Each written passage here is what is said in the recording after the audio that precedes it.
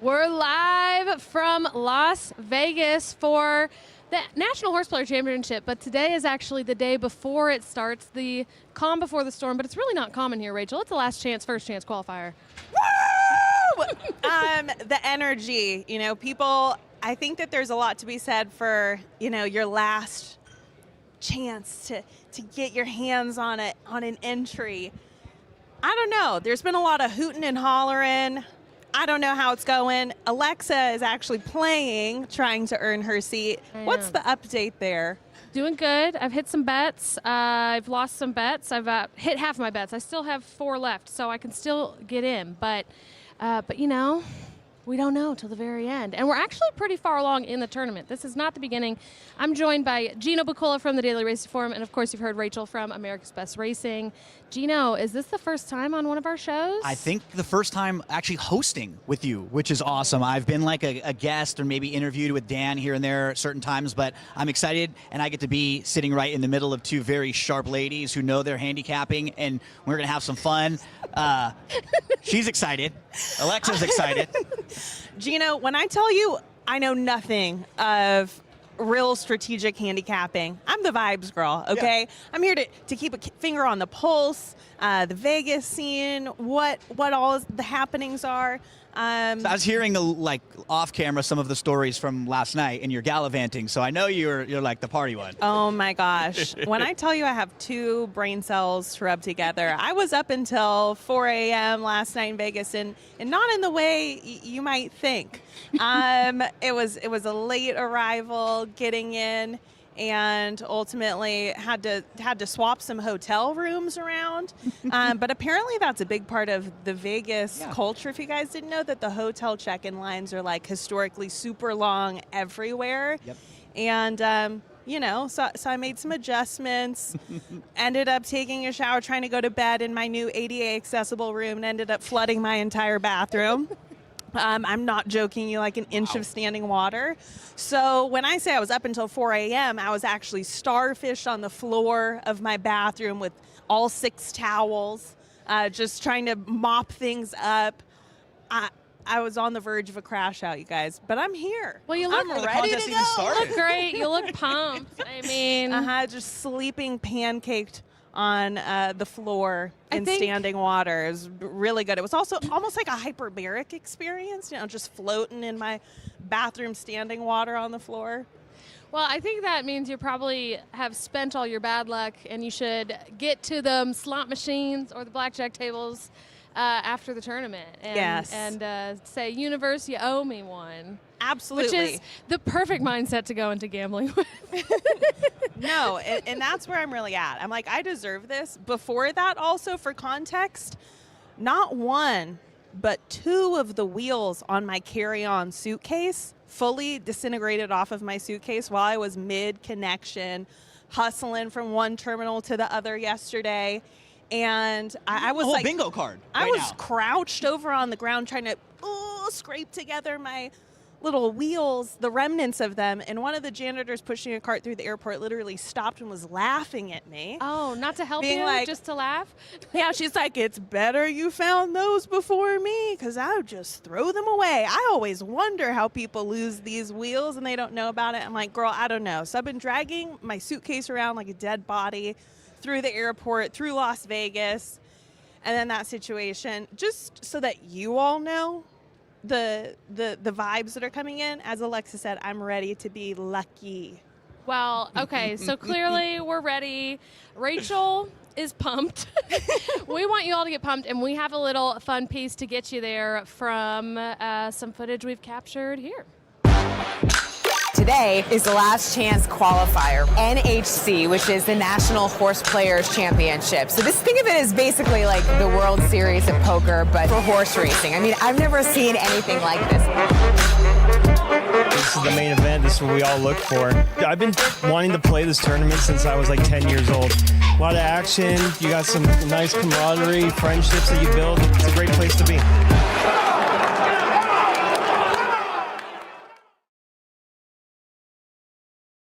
Oh, that's the vibes. The energy. The energy. Well, one thing that we do have to add on top of that, and I think I heard his come on, roll a 10. Maybe audio there at the end. A couple years ago, we captured what might have been the greatest gambling reaction of all time at this event. And we had to do Bobby, who had that winning reaction in this tournament. We had to do him a solid and repost that again. So a couple days ago, we put up his famous shake 'em up race reaction.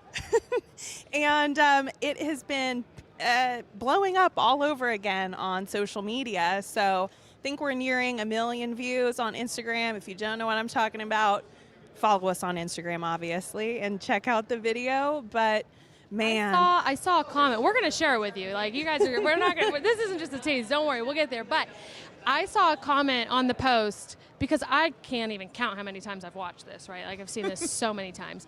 But I saw a comment where they said, every time I see this, I have to watch the whole thing. Like, you just know what's coming, and you just got to see it through because it's so Makes you want to bet a race, too. Yeah. Like, you feel like, I want to go bet, I want to root, I want to scream. We've all got our ways that we root horses home, right? Or you're like a snapper, maybe, or maybe you're a whistler, or you swing the program, you know, you're one of those. Whatever you do. Maybe a jump squatter. You know? To get the horse home. We see all of it in this ballroom. There's 1,000+ entries in the last chance. And it's the thing that's so crazy is this just keeps growing and growing every single year, 27 years now, and every year it's bigger and bigger and bigger, which means it's harder and harder and harder to win. It is. Right? It is. But we've teased you enough. Here's Shake 'em Up, Bobby. Throw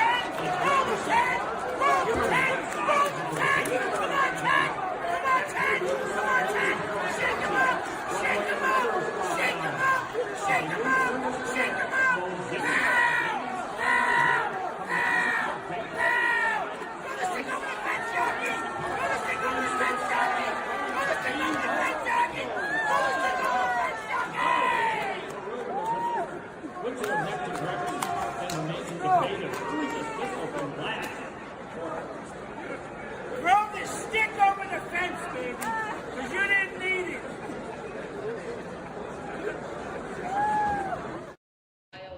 it's the way that I have every single line of that monologue memorized. If I, was auditioning for a role in Hollywood, I would show up and that is the monologue that I'm doing. I was going to say, there's something like Robin Williams in Birdcage. I'm like getting a flash of like when he's doing Madonna, and Liza going through all the different things, and he's like got his different yells and snaps. Like that was really good, and I agree. I felt something like comic. I think he could be an actor. I really do.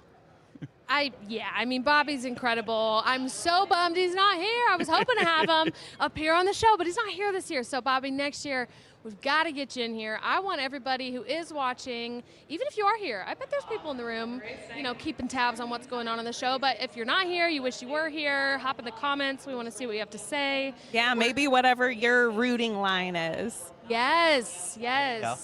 Gino, are you a program slapper? I'm more of a I'll get the one phrase and I'm a repeater. I think Dane Cook talks about this quite a lot. Like, I did my best. I'm a get up, and then I'm a number. Get up 5, get up 5, get up 5, get up. That's me. Like, I'm repeating the same thing over and over.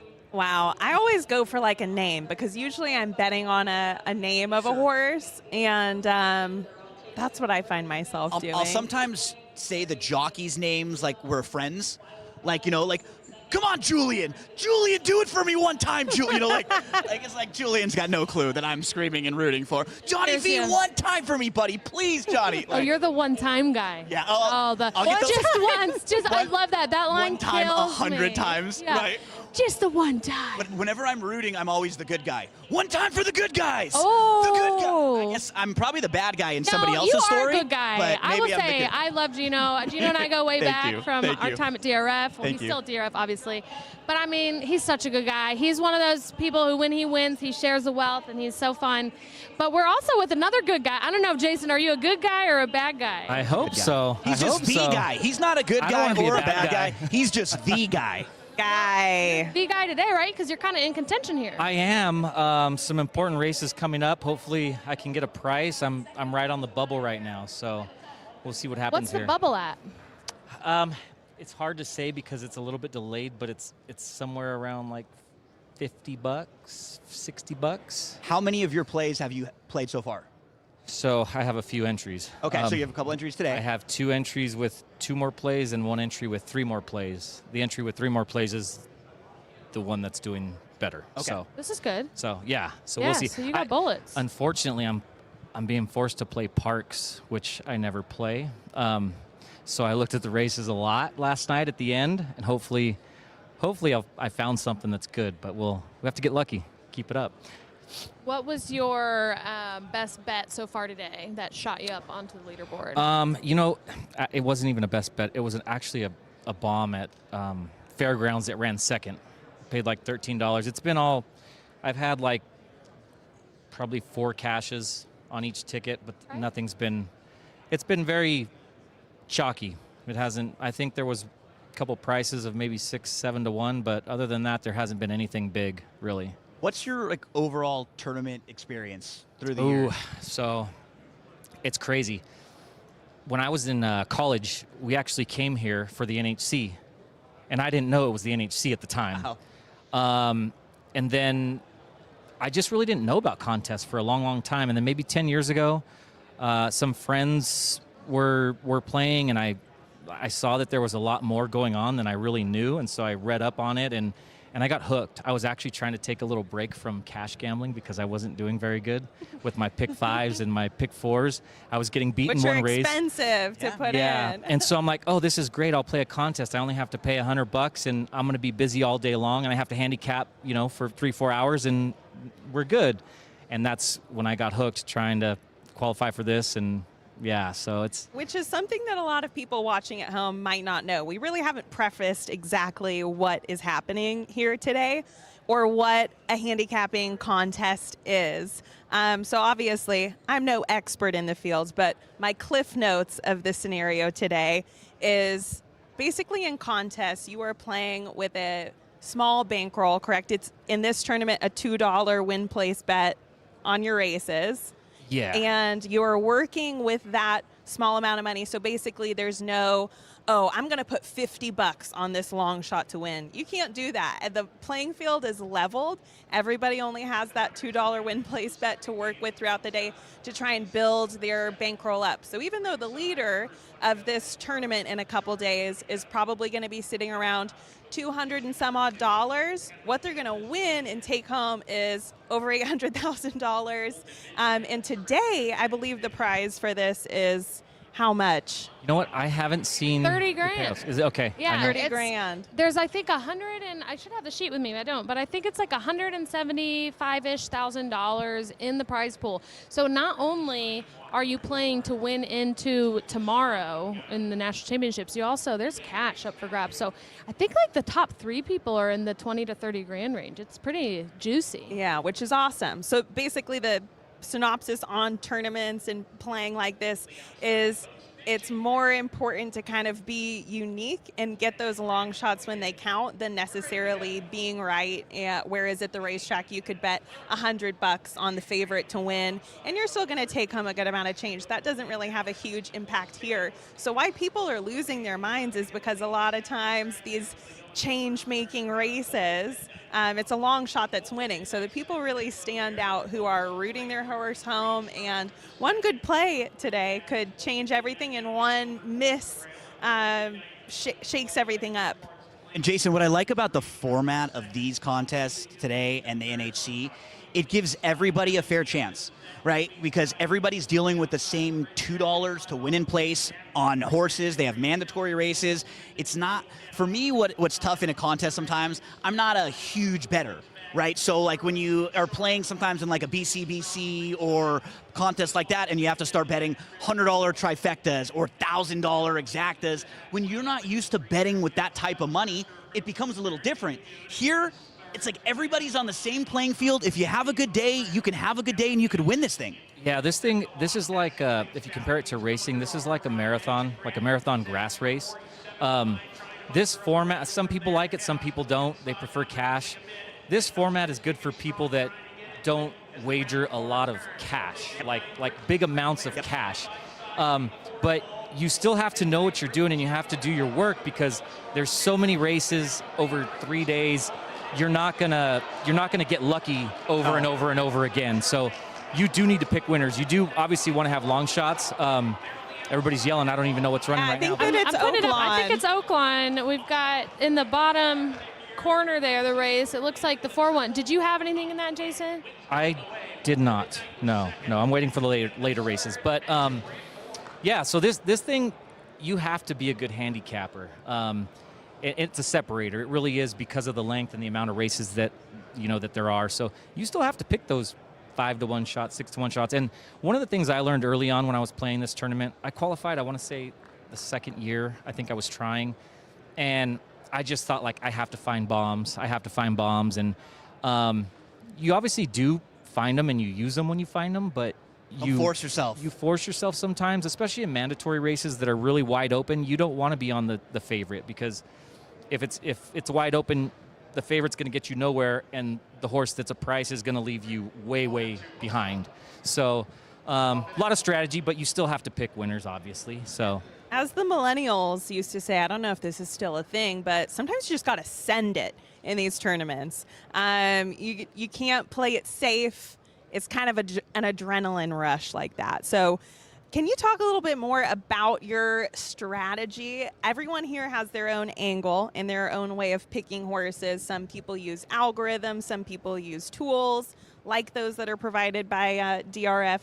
But I see some paper in front of you. Yeah. A real pen to paper handicapper? Yeah, so I was just talking to some of my friends earlier this morning. I'm a little bit old school when it comes to the pen and paper. I don't know what it is with my brain. I have an iPad, I have a pen. I try to do it electronically, but for whatever reason, writing it down on paper just doesn't register. It sinks into your brain when you're writing it down. I hate having to carry around all the paper, but I don't know. It's just a weird thing. But I use a lot of different things. Speed figures, obviously. Nowadays, there's a lot of speed figures out there. You could find 10, 15 ways to go. That's obviously key. You have to find one that you like, that you trust, stick with it. And then watching races, making notes, doing a lot of work ahead of time. A lot of work for these races this week have been done weeks in advance. So it's kind of it's just a big puzzle that, it's fun to put together and try to figure out. The process. If you don't really like the process, you're probably not going to be that successful of a horse player, really, or a gambler, because the process is a lot of it, is where you're finding those things, like you said. You're finding something in the replay. You're finding something when you're looking in the past performances. So it's a fun process, but it's nice because, Alexa, I was telling you, my dad just qualified for the first time. He's here qualified on Sunday. You can get two entries. The last two contests that were available on horse tourneys, he won the two of them. So he's never been here either. So he's like a sponge right now, like listening to everybody's analysis. I thought that was you. I know everybody did think it was me, and I had to say, no, my dad, he's the one that got him. Did you think about, you got the same name, so did you think I was about like, Dad, taking I'm going to push you out, and I'm just going to go in. Because if I show up first, they're not going to know it's me. They're going to think it's me. They won't know it's you. But Dad's sitting over there, and I'm so interested in hearing all the different players and like their process, what they do, what's worked for them. I have to get your dad on the show. Yeah, we'll get him on. I think I might be able to pull some strings and get that interview one of these next days. Put in a good word. Which came first? Did you get him into this, or did he get you into this? My mom and dad met each other at Santa Anita. Mom, like they were both attendees? My mom sold the Good digest story. right out in front of the racetrack at Santa Anita. My dad was a gambler, and he's a general contractor. So the way his work schedule is, he goes to work from like 6 to like 1 every day. Perfect timing to be done and go right to the track. It's like clockwork. So he would be going to the races at Santa Anita every day, and he'd walk in, and he'd always flirt with my mom. But as Alexa and Rachel know, slow burn. being a girl at the racetrack, you're probably going to get hit on a few times here and there. So my mom was used to that. So she would kind of laugh and roll her eyes. But there was one day that they were waiting on a horse that my dad and my grandpa owned. And he went and he bet 50 to win on the horse, and he gave her the ticket. And he said, this horse is going to win today, and you're going to come out on a date with me later tonight. And the horse won and paid a couple grand. So she had the money, and I'm very lucky that won, or else I'm not sitting here today talking to you guys. That is the best story that I've ever heard. That's probably the most romantic meet at the horse races story of all time. Was literally bred for it. And Yeah. he built that Talk brick about sending it in, foundation, right? brick by brick. And we love that confidence. Can you imagine if it was a miss? Oh, I know. That would have been. Cease to And We he's might gonna not have be to sitting here with Gino. Right, you were not me here, and he'd have to see her every day going back in, right? And she'd be like, "Oh, hey, what about that?" But so good luck, Dad, and it worked out then. Hopefully, it works Such out a again great this weekend. story. I hope he's just as lucky securing a strong position here today. Thank That's you. awesome. Jason, we don't want to keep you too long. I know you're like locked in. Do you want to give us one of your plays so we can root for you coming up? So, like I said, Parks Race 10. It's a race I would never play any other day of the year, but I'm taking 2 shots in here. It's a wide open race. It's a $75,000 claimer with a lot of questions. I think the 9-horse Happy Flyer has a big shot at a price.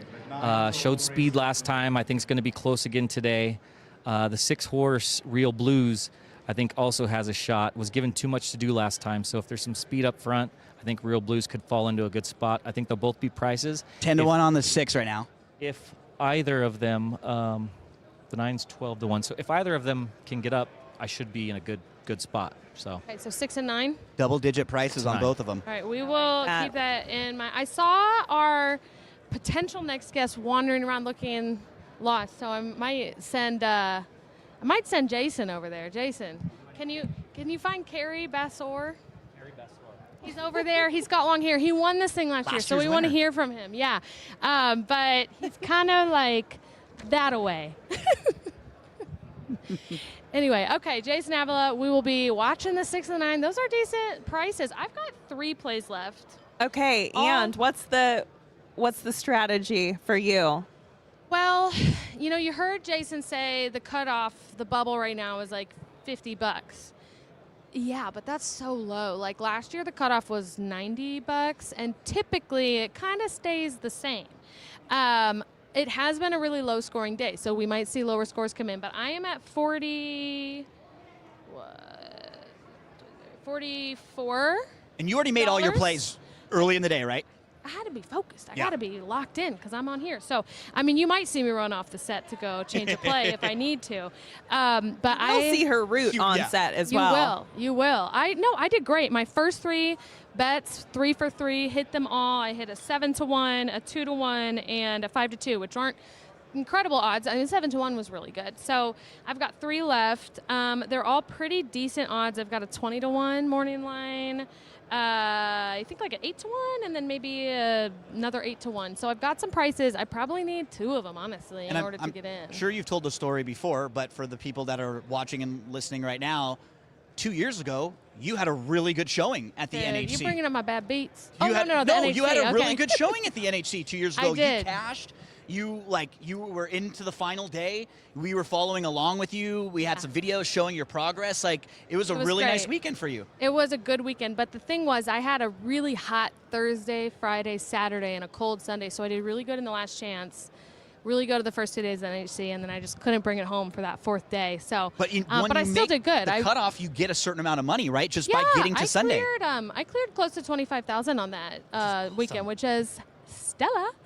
Incredible. We bought a hot tub. We know so that's that. what is another thing that's so incredible about this tournament. It's going to be on Sunday. The winner is going to get something over $800,000, but there's $5 million in prizes paid out over the few days. So there are so many people that are going to take home a big chunk of change with them or possible spots into future tournaments. So it's not just that winner or the top few. There are a lot of people in this tournament that end up making some money and that get nice seats for future tournaments. Yeah, I mean, that's why it keeps growing, right? Every year there's more and more people here. We've got over 1,000 entries in it today. And the room keeps growing. We've got, more entities involved, which we love. This year, the show is brought to you in partnership by the Daily Racing Forum, the NCRA, America's Best Racing, and MorningLine.io. And MorningLine.io is a new company. It's like a stock market for racehorses. Let your skills as a handicapper be your advantage and dominate the action.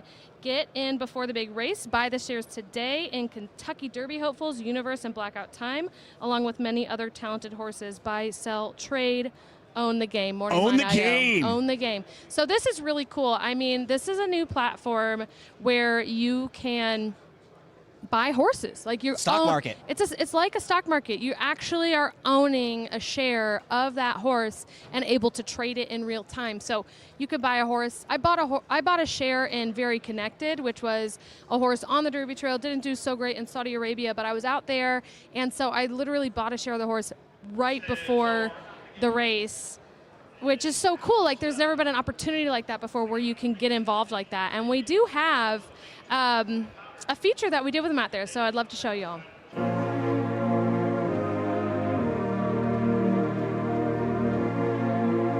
We are in Riyadh, Saudi Arabia, in the middle of a Saudi Cup day. Hello, my name is Francisco Serrano, and I'm an assistant trainer to Kenemy Peak. We came here last year, and I had the opportunity to come to the Middle East for the first time.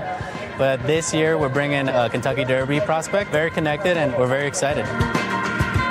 You know, he adapted pretty quickly, and I got acclimated to the weather, to the different time change. Even for them, I think it's a little different, but he traveled well since leaving Fairgrounds to Miami and Miami to Riyadh. I think he checked off all the boxes. Very Connected's favorite new thing is to roll in the red sand. He's loved that. He's training super. Really, I think we're seeing a horse that's maturing at the right time, and he's definitely shown that he's more focused. Morning Line offers a lot of great horses that we have currently. You could build a portfolio, and the horses are basically stocks. It's a great way for people to get involved. I'm now a racehorse owner of Very Connected. I just went to morningline.io and bought a share of them. Perfect. Very fast, man. I just rolled one, you rolled two. Shukran. You know, I think we all do it for, to possibly have a Kentucky Derby starter or Kentucky Oaks starter, but, now it's the first year they're having points for the Derby here, so it's, to be able to compete here at the highest level, I think it's very unique, but now that there's Derby points on the line, I think it makes it even more fun and exciting. This is basically a curry brush. It helps create circulation and also pick up any debris and sand or whatever it may be. They bring us out a little bit earlier than when we go to the parade for the paddock, but it's just, again, to have everyone in one place. Great. Yes, look, we're cutting back. He's gone a mount of 16, 2 turns. Now this time is a 1 turn. I think with the blinkers, he's going to show a little bit of speed, but, I think there's going to be even more speed. Break well, get in position early, and save some run. Shukran to you. Yes. Let's do it, okay?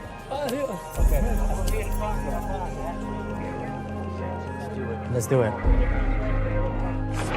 And they all get away. Cheyenne was a little bit rousted as Obliteration shows good speed, also showing good speed. Satono Voyage, acknowledge me please, in the purple colours. Out wider is Kea Agito, who just drops behind Best Green. So as they settle down, Obliteration, acknowledge me please, Satono Voyage. Wider out the left-hand side, Best Green in company with Kea Agito and Tuajeri. Round the bend, 5 deep for the lead here. Obliteration on the inside of Satono. Al Haram thrusting down the outside, battling back Obliteration, but it's Al Haram right over the top, who will win the Saudi Derby.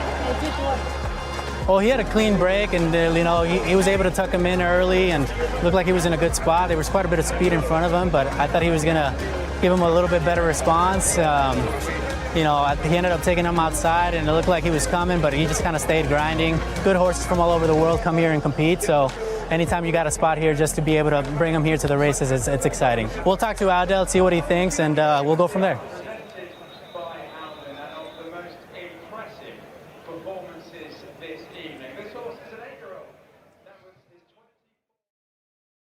Super cool experience. First of all, getting to go to Saudi Arabia, see racing on the global scene, and then buy a share of a racehorse right in the middle of the action. So morningline.io, check it out. But we've been joined by royalty. It's Kerry Bassore. Is Bassore the right way to say your last name? Sure, yeah. Okay, Kerry won this thing last year, the Last Chance, First Chance. Kerry, talk to us. How did that happen? I don't even know last year. I was trying to remember earlier, actually.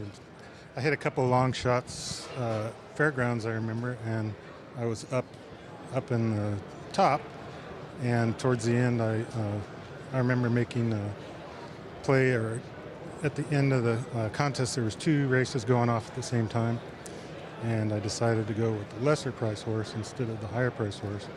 And luckily he won, and the odds floated up just a little bit, enough for me to win by like 30 cents or something. Oh my gosh. Wow, That's 30 cents margin. That's Incredible. great. And that's tough to do in these tournaments. Sometimes play the lower odds is honestly frowned upon sometimes, right? Like people think, oh, we got to go for the long shots.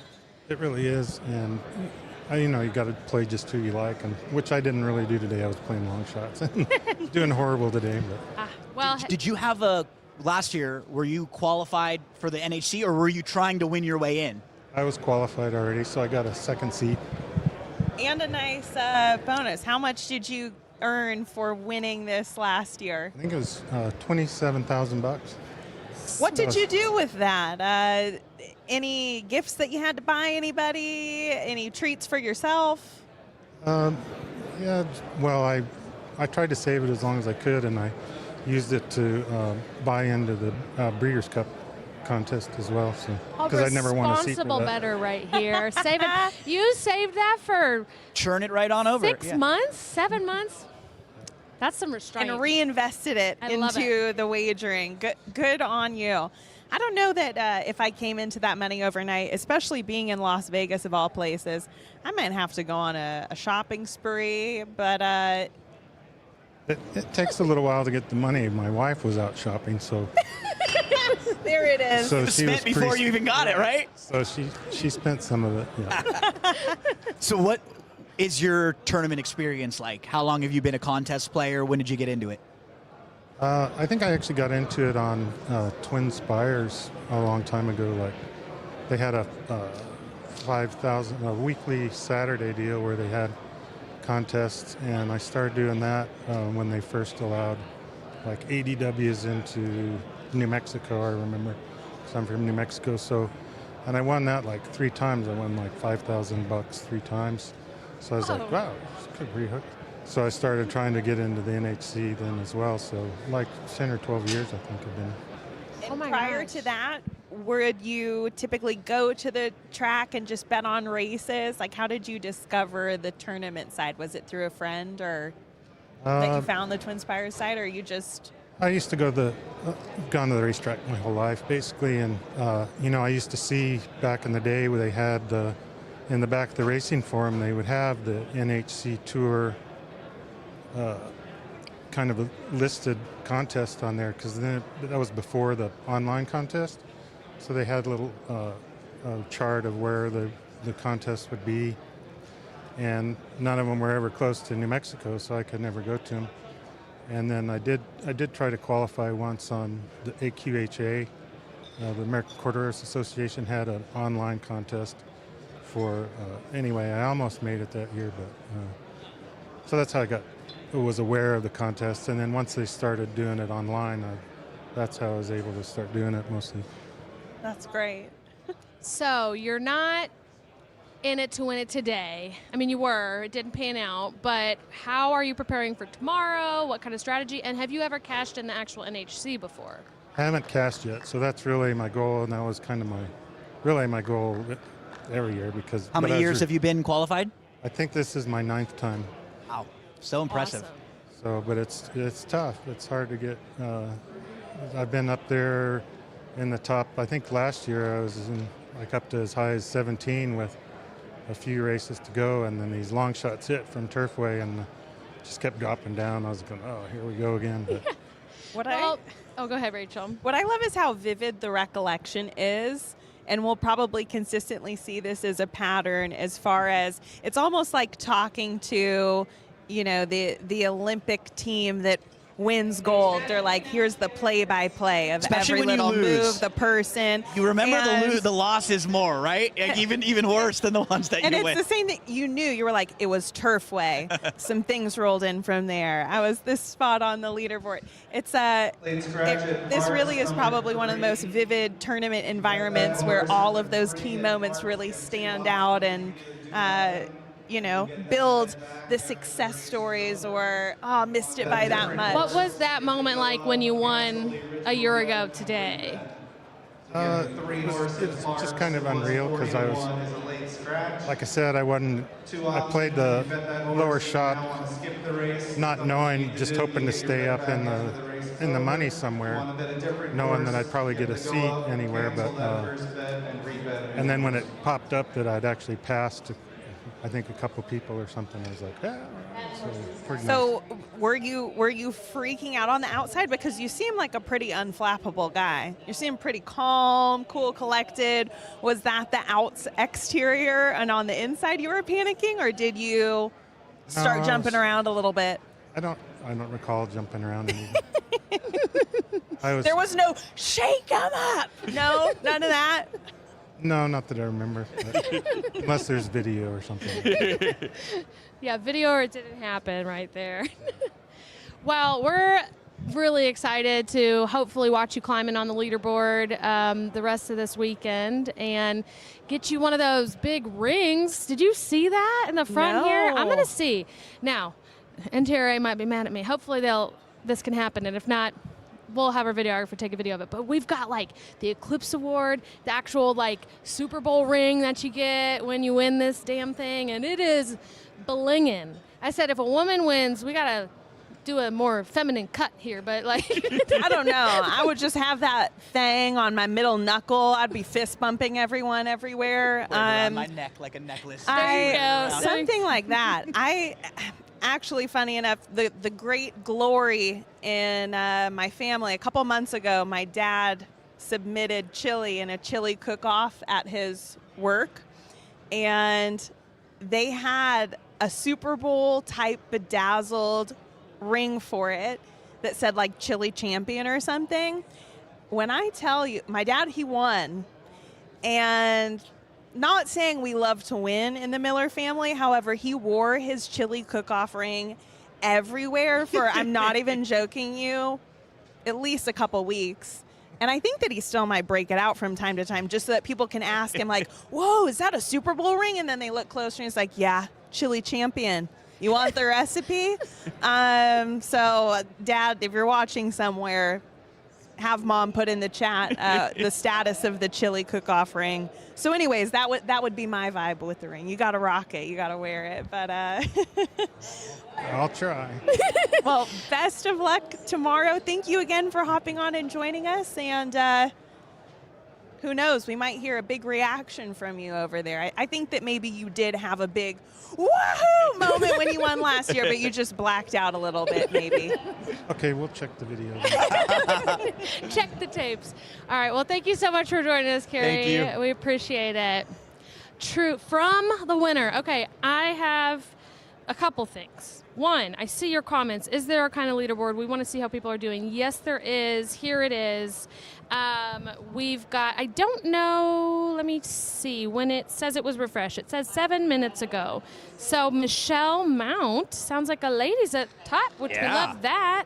Mike Mulvihill's in 8th. Charles Bernhardt. Oh, in race 10 at Parks is happening right now, by the way, which Also, Jason has in. I'm going to need you guys to hold down the fort because I just got word one of my picks has scratched. So you need to go put that in. I need to go change my picks, but you guys cheer on Jason, race 10, and we'll leave the leaderboard up as well. Yeah, and if you ever want to check out the website, ntra.com, has the leaderboard and has a lot of the rules. If you're curious about the mandatory races, if you ever want to follow along with everything, you can do so over at ntra.com. So, yeah, as Alexa exits the desk to go make a change right here, it's Rachel and I holding things down. And we're going to be rooting for Dan. Do we have a feed of the races? Yeah, we have in the show. If it's not in there, let's get that dropped in. Because Parks is happening. So if you guys can see the races, you might be able to see Parks 10th, because it's an important race for Jason. What right? the reactions are. Okay, can you remember what Jason's 6 and 9. Those were the 2 horses. He has a couple different entries. So 6 and 9 were the 2 that he was looking at. And look at how great our producers are. You call for it, they give it to you, they show you the upcoming races right now. I'm so happy in this work environment. Sometimes you don't know if they're listening to you, but we know they're listening to us. No, so that's amazing. I just go, Garçon. Okay. So who is this? The 8? I don't know that I'm seeing. So the Parks feed is in the upper right quadrant. And it looks like 8. I'm not seeing this. We're getting some late movement from the 2 horses that Jason liked, right? Those were both the 6 and the 9 moving, I think? I think that might be the 5 and the 6? Okay, so. And the 9 was in last. Tight photo for the second spot. The 8 was the winner there at Parks in race number 10. So Parks is finishing up their day, but we still have a lot of action coming up. Just kind of looking around the board at what races are coming up next. We have Gulfstream, 10th race, 13 minutes away, and Oaklawn is an important race coming up in just a few moments. So if you are following along with any of your friends and family, best of luck to all of them out there. We hope that you get back in. We hope that they were able to qualify and get into the tournament for tomorrow, where they'll be playing for $800,000 plus to the winner and all sorts of different payouts for people who are going to be finishing underneath. Oaklawn Park is coming up as we bring in our next guest to talk with us. And Crabs! As we get Crabs set up, Rachel, introduce our guest here. Well, Crabs, welcome aboard. Yeah, thanks for having me. For anyone who might not be familiar, I would say that your work on the internet is mostly in the sports betting space. Yeah. But maybe not specifically just horse racing. This is a little bit newer to you, but your first time in a contest. Tell us how the day has been, your impressions of everything. How's it working out? I mean, it's been incredible. I would like to do these again, that's for sure. Very, very fun. Started out hot, 2 wins, went 2-0 to start out. I saw you celebrating over there. I thought this was easy. I thought I was going to win the whole thing, come in first, win $30K. No, not looking like it right now, but we're hanging in there. I got 1 more race left. I got to take a long shot because I'm like 100th right now overall, which is still pretty good for a first-time tournament, I feel like. Yeah, no, Pretty seriously. How many entries total were in this today? Over 1,000. Over 1,000 and you're 100th. You're in 10%. I'm in the competition, but that's top 10%. So you've been out in the field with Dan Tordjman, who might be joining us later today. What's his position on the leaderboard? Do you know? I don't know, and I don't want to roast him, but I don't think it's very good. I don't think it's very good right now. Not good karma either, right? We got some races left. Yeah. We got some time. There's time yet. But I don't know. What were your expectations coming into this? Were there any? No, but I'm impressed, for sure. To walk in here this morning, everybody's already sitting down, locked in, drinking coffee. Some people are having some beverages, as they should. I mean, so many people here. I've just been very impressed overall by the whole set. You got drinks, you got foods, great vibes so far. So very different to, what are some of the other sports that you really focus in on betting, and how's this different? College basketball. I've come out here in Vegas for some March Madness watch parties. It's very similar to what we're having here right now, where a lot of people sitting around, you know, you're not betting every single game, but you're getting some action and you're all sweating it out together. When there's an intense moment, the crowd's going nuts in March Madness buzzer beater, much like down the stretch here. I feel like on the races, people are going crazy, you know, right at the end. Very, very similar to a March Madness watch party, I'd say. Ooh, so if this doesn't work out, is that what you're transitioning over to, as So maybe betting on basketball? If my CBB picks aren't good, maybe I'll just do the horse stuff full time. We got the brackets come out on Monday, right? Yeah. I think so. Yeah, we'll roll it right over for next week. Yeah. What was your level of horse racing knowledge, handicapping? Like, how hardcore of a handicapper are you before coming to this tournament? I've been to a couple races. I've been to Saratoga, which is great. I've been to the Preakness, had a great time there. And then I'm always betting on the big 3 races, for sure, since probably college. But I've never done something like this. I've just been so impressed, though, by how this whole operation's running. Very smooth, so easy to use the machines and everything. As a rookie, it could be intimidating before you get in here, but it really has not been at all. It's been easy, had no problems whatsoever, just having a great time. And everyone's pretty accepting. I feel like this is a tight-knit culture. I would almost describe this as like a high school reunion of sorts. And I don't know if you've gotten that vibe, or if you're sharing a table with other people who do this every single year together. That shocked me the most, not to interrupt, when I came for the first time last year, because I was expecting everybody to be really competitive with each other, right? You're playing against each other, but it's totally the opposite. And I say that as someone who walked into the room with Alexa, who everybody in this room loves like more than anyone. They all want to tell your picks. Every single person like loves Alexa so much, and I understand why. She is incredible. But I was expecting it to be like a more competitive vibe, and it's not that way at all. It's exactly like you said. It's like a reunion. the worst thing that happens is when you've been playing online against these guys for years, and you're like, God damn that person, because they keep beating you, and they keep beating you, and you're like, the name. and you're like, mine was Evan Traumer. He's in this room. I was like, Evan Traumer gets me, and then you meet him, and they're the nicest people in the world, and you're like, oh no, I'm still cursing your name, but like, oh man, it really is a good community of people, and it's a big community, but it's at the same time a small community. It's like the same people consistently. You get new people coming in, you got crabs in. But it really is just horse racing in general. It's just all good vibes. Yeah, there's really not a lot of trash talking. I don't know that the same can be said for the March Madness room. Is it kind of intense? Yeah, for sure. Like, if you're rooting for your bet, you look over, someone's giving you a dirty look, right? You don't really get that much here. Like, we're making friends over there. I met some people from Canada. It's been a pretty cool experience so far. I know. I think that there's, 46 states or 49 states represented. Yeah. And the youngest competitor here is 21 years old. The oldest is 90 years old. We have a female leading this leaderboard with a pretty strong margin. She's exceeded $90 now. So again, it's a mix of everything. And I feel like that has changed over the years. You two can probably speak to that more, but just this being more inclusive and the tournaments to qualify being much more accessible, like this is a game that's evolving and growing and hopefully has piqued your interest where you might want to come on with this 6 though. Like has. come on with this 6. I got this 13-1 at Oakland. Come on, 6. Rooted, Alexa. Get up 6. Come on, 6. It looks like he's got gas 6. in the tank. Oh, he's a goner. Little flat, late. 3's gonna win. No, the 4 might get there. Oh, wow, close. 3-4.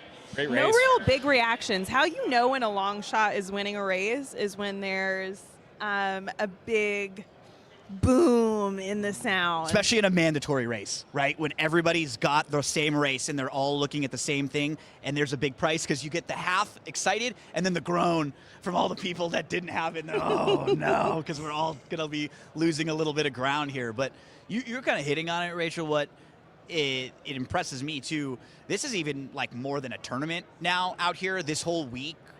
From the last chance, first chance, and in the days of NHC, you're getting all these different companies throughout that are involved in the sport of horse racing. They're sending their representatives over. It's like a networking event now, Alexa, where I know people from the DRF come out here because they get to talk with all sorts of people from Twin Spires and First Bed, and we've got RaceLens over here and MorningLine.io and the Thoroughbred Aftercare, and they're all these different major players in the horse racing industry, and they're out here together. It gives everybody a chance to interact.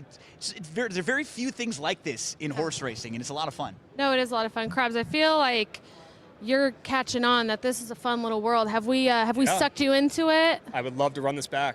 Are you having a great time? Are you adding to your calendar, your bucket list calendar for the year, racing events all over the country? I need to get to the Derby. Yeah. That's one I had not been to yet, the big one. I need to get down there. Can I ask him while we've got him? Right now, I know, so March Madness is next week. Do you got a college team that you like? Like for some of the people out there who might want to put a future in? Give us a team or two to I like this. make a wager on. I typically don't like taking teams to go back-to-back, but this year, this Florida team that won it last year, they got off to a slow start this year to begin the season, a couple bad losses out of the way, but they are playing great down the stretch. I would not be shocked to see the Gators run it back and win it again this year. Like that. Gators playing some good ball right now. Yeah. And hey, so living in Lexington, our only sport and our only religion is UK. And obviously the football team, but basketball, oh my gosh, that's when they lock in. And Florida, put a hurting on them a couple times this year. So I think that at least in Kentucky, everyone's ready for some vindication, a comeback story. But weirdly enough, UK and Florida is one of the intense rivalries and probably one of the most heated games in Lexington. That's when I'm I'm not going downtown tonight. I don't need to see any brawls in the streets. I thought you'd be a part of the brawl. Two of the best teams the last decade. What's that? Two of the best teams the last decade, really, in college basketball. Decade and a half. So where I actually went to college is Oregon State University. The The Beavs. And they had kind of one of those Cinderella stories. Years ago, yeah. Yeah, I think it was 2021. They ended up making it to the Elite Eight, which was genuinely the most insane thing I'd ever seen. When I tell you there was maybe like 30 people that would go to those basketball games at Oregon State, it was just kind of like an afterthought, good baseball team. But I always love, in that sense, to root for the Oregon States of the world, the underdogs. Yeah. If there's a good Cinderella story, who is that this year? Cinderella this year. I kind of like Michigan State, to be honest. Although it's, I guess, a bigger name school, but they haven't done anything in the last, I don't know, 7 or 8 years. I would not be shocked if Sparty does something this year, or Gonzaga that nobody's talking about. They're more of a mid-major. That's probably a better underdog story, but they have yet to actually win a national championship, and their team is very under the radar this year. I would not be shocked to see them make a run. Okay, I like this. I had I flipped the script. I didn't go to UK. I went to KU. Sure. So Rock we Chalk had Jayhawk. Rock Chalk, baby. We had great basketball. I was there when we did win, and yeah, some crazy times. How did people celebrate there? Because like, I know that UK has their traditions. They like burn couches on the street and stuff. Was there any wild celebration? So we have a street in Lawrence called Mass Street, and it would just become like unhinged. I don't think there were any like couch burnings, but it's plausible. It's very plausible. Definitely some fireworks, just thousands and thousands and thousands of people crammed into this little street, all getting rowdy, but I don't know. Greg, a fellow Lexington resident, is saying that they flip cars over on the street. Wow. Oh, Maybe God. like climb some telephone poles. I don't know. People lose their minds over college basketball. What do you do when you win? Do you have any like rituals celebrating? Do you have a cheering on ritual? Me personally, when I hit a bet? Yeah. No, but I need to work on one. Are you superstitious? I need like a home run celebration, or like in baseball when they hit a double, they do a celly. I need to come up with one of those when I hit a bet. Tomorrow's in-zone dance. Friday the 13th, right? Superstitions. We're thinking about. Is there anything like that Anything you bad luck, superstitious, anything like that?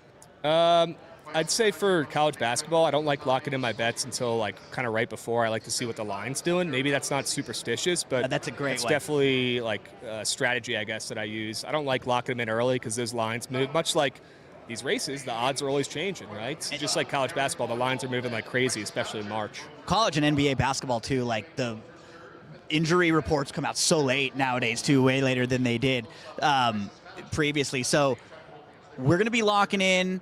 When I get an opportunity, too, I'm going to run over and make a future wager on Florida and maybe on the Gators. Maybe put a few bucks on Michigan State and Gonzaga to maybe make a little bit of a run here, and we can lean on some of your analysis there. But if it hits, you can take the credit. If it loses, you can just blame craps. That's the best way that I like to do it. And when you're talking about your superstitions, when my buddy and I used to always gamble, we bet against each other.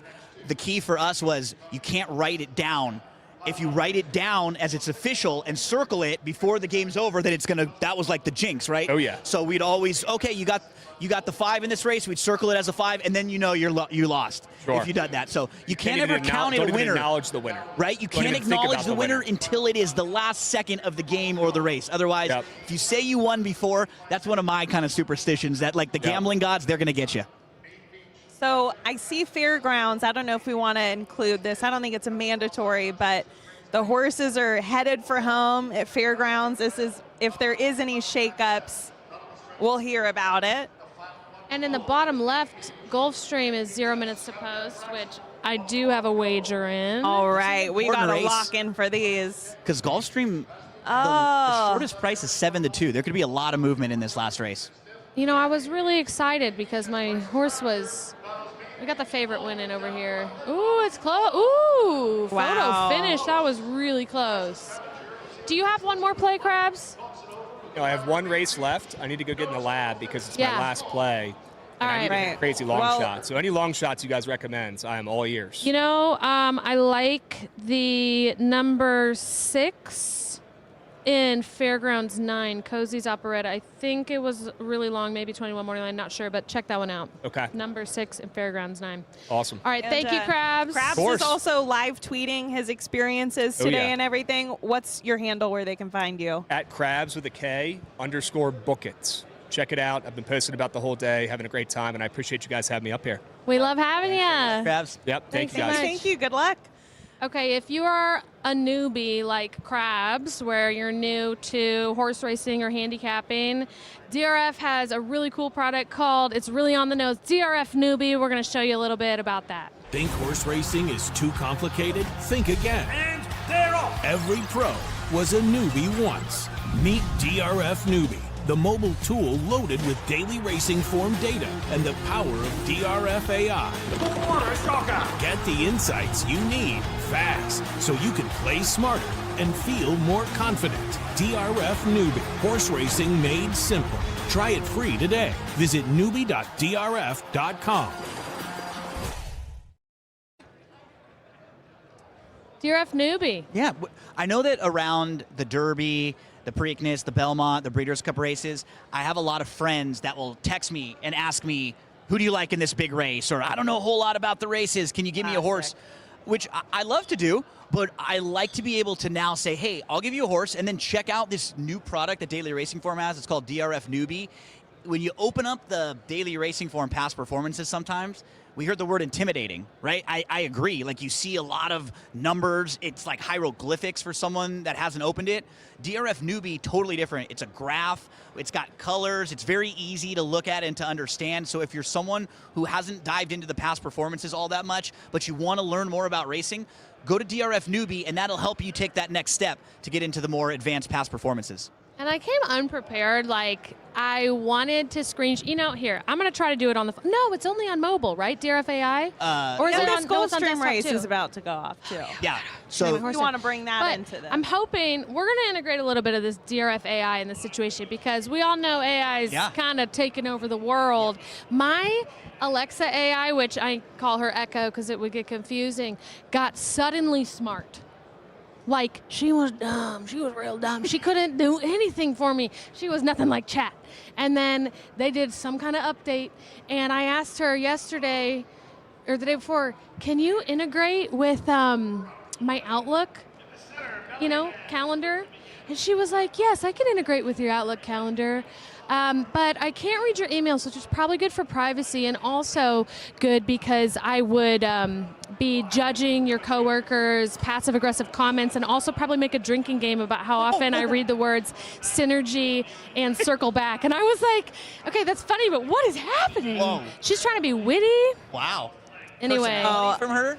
Huh? Personality, I know. I'm like, It's oh all my sassy. God. It has to be stopped. What do I got here? I got the one at Gulfstream on the bottom left. It's sitting on the rail, sitting in about third place right now. And the pink and yellow silks. Let's go, Caracas. Venezuela, right? Caracas, Venezuela. The capital. It is. I don't know. It's kind of pinned in a bit. Uh-oh. No, he still got horse. Let's go. This is a pretty pivotal moment for me in this tournament, I will say, because I've only have 2 more plays after this, and I need another $50 on my ticket. Right. He looks ready. Oh, corner. Got to find a way. Find some room. Find a way through. Find some room. Come on, one. Find a way through for Alexa. Get out there. Get up, one. Angle out. Angle out. Angle. Close. One. Come on, one. Get up, one. Get up, one. Yeah. What I'm talking about. Nice job. Nicely done. Awesome. He did it. Awesome.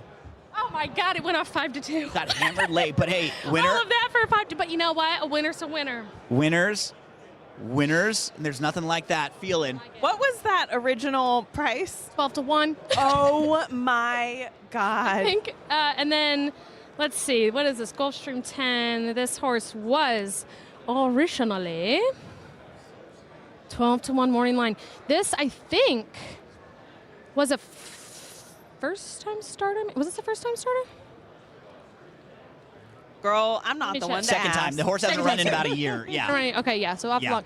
And this horse came out of that really good race with Flood Zone. Great job for trainer Brian Lynch getting this horse ready off that long layoff. And that was a good ride. You got a good trip, waited. As soon as the room came, you angled around. Everything went perfectly in that race.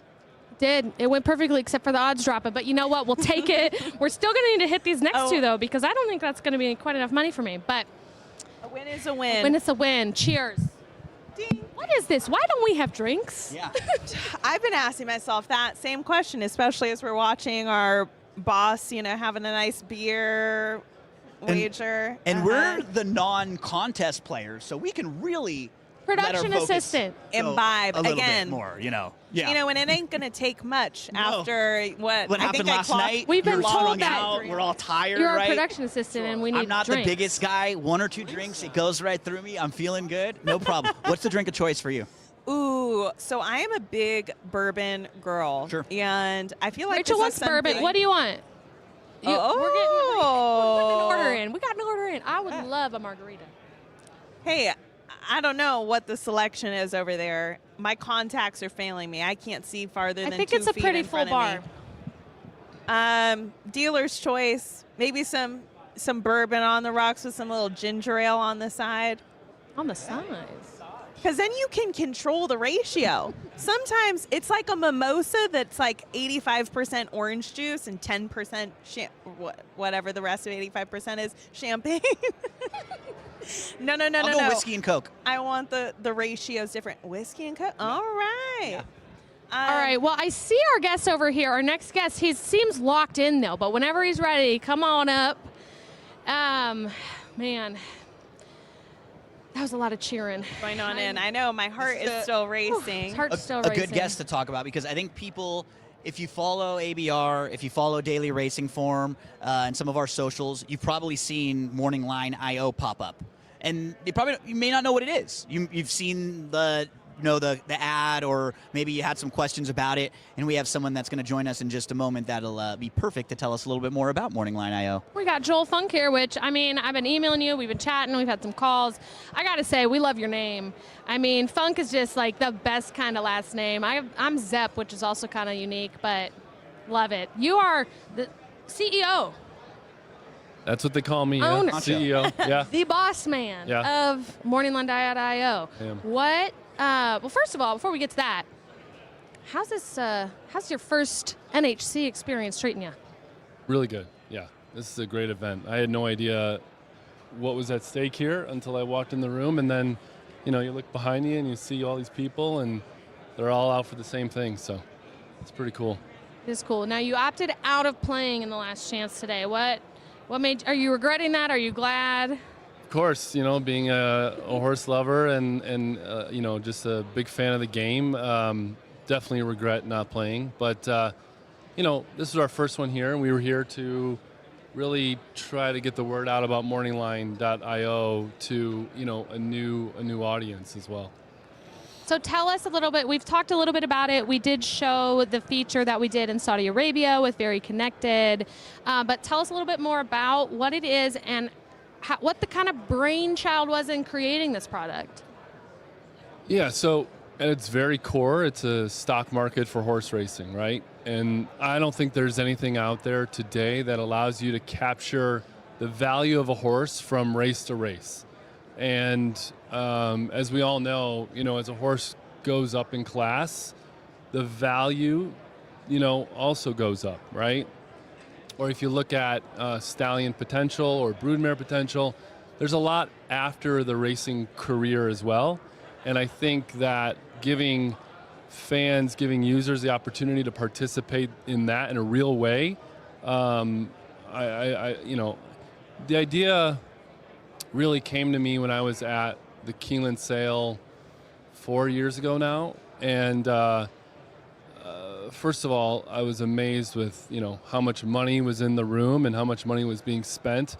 Everyone was saying recession, recession, recession, right? And then here we are in this little town of Lexington, Kentucky, and $400 million are being spent on horses. And I was blown away. And I started thinking, and I was like, you know what though? Like, no one is capturing the value from race to race. They're all, they're buying and or these owners are coming and buying. But for someone who doesn't want to spend, $300,000, $400,000, $500,000, $1 million, or can't, right? There's other great programs out there, don't get me wrong. But I think our idea, our concept gives them a little bit more control over their portfolio and their experience in the game.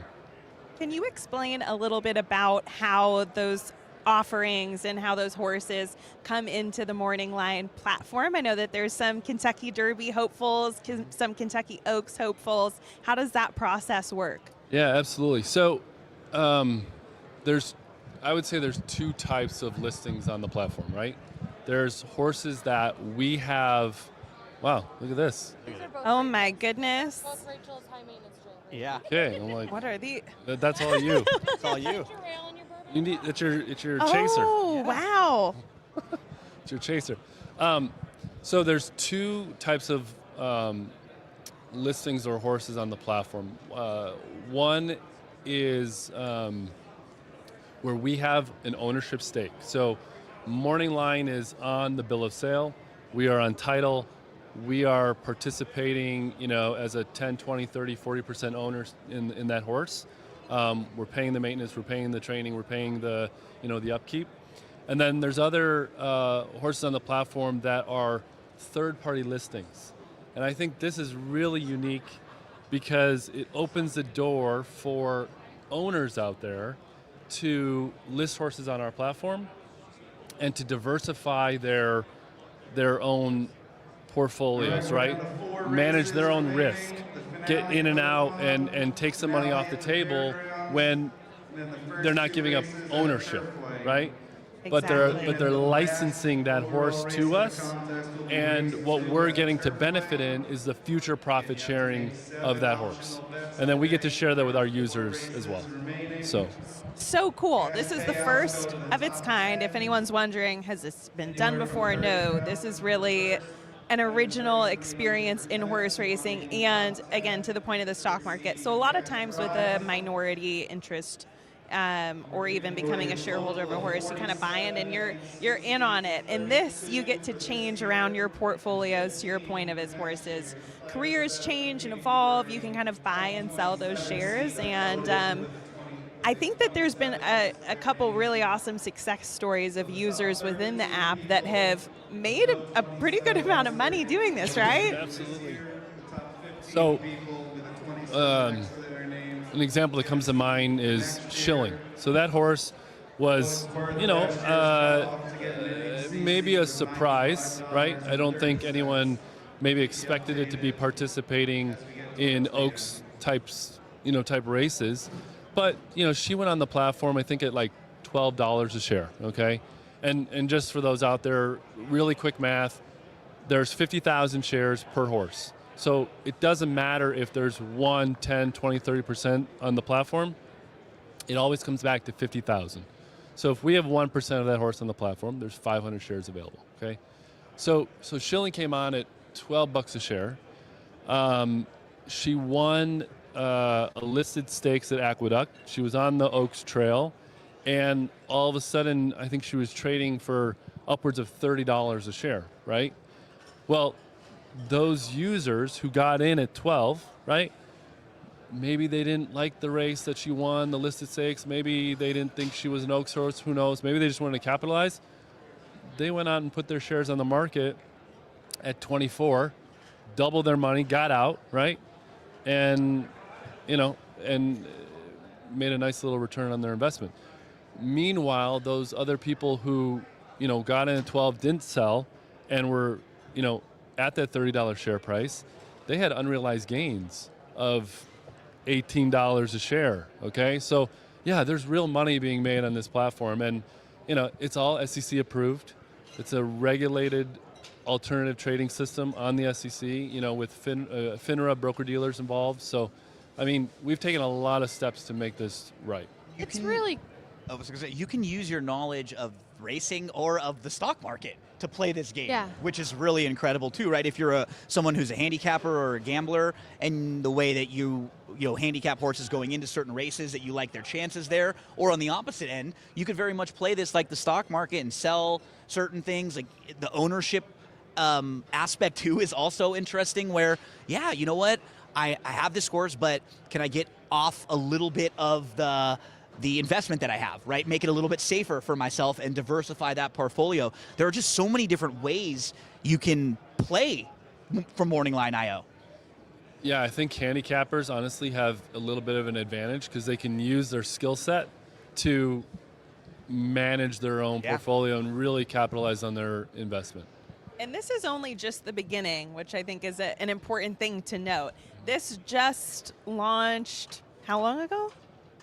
Technically around Breeders' Cup last year, yeah. But it's really in the phases now where we're marketing and expanding the base. This is a great room to be in. Yeah. And so all of this is very, very new. So if you're not already following along with Morningline.io, highly, highly suggest it, because it's going to continue to grow and evolve, and should be some cool offerings. Are there any perks for people getting in early or being involved from, kind of this ground floor?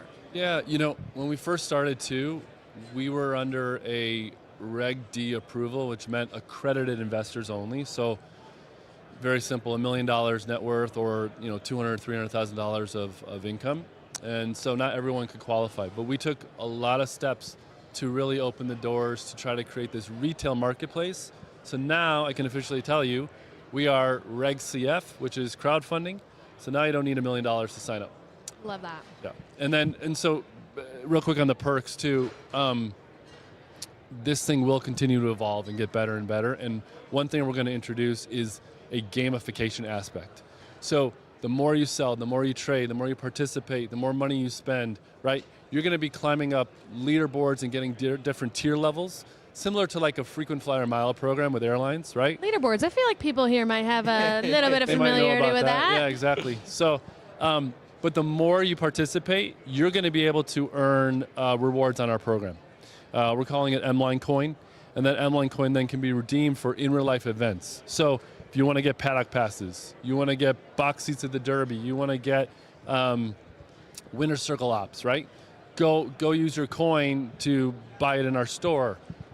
And if you can't go for some reason, let's say you bought it and you can't go, that's also tradable. Ooh, I like that. There's so many different journeys that users can go on, and I'm really excited to see how this changes the game in the ways that people can get involved that's maybe not in the traditional ownership sense. So we've had a lot of people reach out to us, whether they were owners, whether they were former owners, are saying thank you so much for something to allow me to get back into the game, that I don't have those expensive bills anymore, right? We do have a question from a comment here. Is this for all horses or just certain horses? So the horses that are available on the platform right now, I think there's like 23 that you can choose from. The plan is to add probably another 40 in the next like 3 to 4 months. As you may know from our marketing and things like that, a big brand ambassador and big supporter of Morningline, and we really appreciate it, obviously, is Kenny McPeak. Yep. So Kenny is very much behind what we're doing. He's all about something new for the game, which is, this is what it is. It needs something. The game needs something to evolve, and we're hoping we're that. Pretty good spokesperson coming off of last year, huh? Yeah, for real. If somebody knows how to win the Derby and win the Oaks, and there are horses pointing for the Derby and Oaks that we've seen in there, like Blackout Time and Taken by the Wind, right? And some of them. Yeah, Blackout Time is scheduled to run in the Arkansas Derby in a couple weeks. I know he's not on the any of the DRF top 20 Kentucky Derby hopefuls right now, but don't count out Universe. Don't count out Universe. He's on the leaderboard right now, but he runs in the Louisiana Derby. Nice. And I think if he puts up first, second, or third, he's got a shot. Yeah. And I think Universe is one of these horses that he just won't go away. He just keeps he keeps hitting the board, right? He had one bad race, but that was excusable. But put a line through it, right? Yeah, put a line through it. But he keeps trying, and you never know, right? You just got to get in the starting gate. It's really cool when you look at the marketplace, Alexa. I've got it up here. And so if Awesome. they wanted to find out which horses are available, and you go to morningline.io and you look at the marketplace, it's got everything, the shares, how much you could put in, and they've got if a you big go couple further of down too, like we're really transparent. Like, and I think that's what people love about us is like, well, first of all the stuff is there in the data room if you want to see all the legal stuff, but the pedigree is there. And then Picture of the horse. Picture of the horse. Oh, well, if you click on maybe one of our older ones, we post workout videos. That's and awesome. all the workouts. It's incredible. Right? So, like, you really do feel like an owner. You're a part of it. You're And 100% part of it. We've seen some places do a really good job with like micro ownership and things like that. But what I like here is just that very rarely in that aspect, you're kind of paying for the experience, which a lot of people pay for. You don't really usually get money back, or you don't really make a whole lot of money when you're part of like a big team like this, versus on this platform, you can make money all the time with your shares, and like that's it's not only selling the shares, but every race we pay out dividends. That's incredible. So let's say we win $100,000 on the track, right? After trainers' fees and all that, right? Because we got to pay that. We pay out 75% of what Morning Line's cut is. That's and what's and it goes really pro cool. rata to the token holders. No, We've it's- already paid out dividends, and our users can attest to that. That's awesome. It's great. I mean, like, we've obviously partnered with you guys, and, our mission as America's Best Racing is to make racing fun and accessible and bring in new audience. And so this was just felt really aligned. Like, it's a great way for people who aren't rich, maybe don't even know racing, maybe they're traders, and that's their background. Like, just a new access point for people into the sport. So we really appreciate you guys being here. You coming to NHC, coming on the show. We're going to hear from you a lot more this weekend. Joel's going to hop on every day, actually, on the show, so we can talk a lot more about it and talk about kind of the upcoming races you have looking forward to with horses on the platform, so people can get involved in those horses before they start. But yeah, it's great having you here, and we really appreciate it. Thank you so much, and yeah, look forward to seeing what the rest of this event has in store, and see you guys in a little bit. Yeah. Thanks so much, Joel. All right, thank you so much. I'm going to play a little sizzle that our team made, and then we'll hop back and give you a leaderboard check as we near the close of this tournament. That winning feeling is closer than ever before.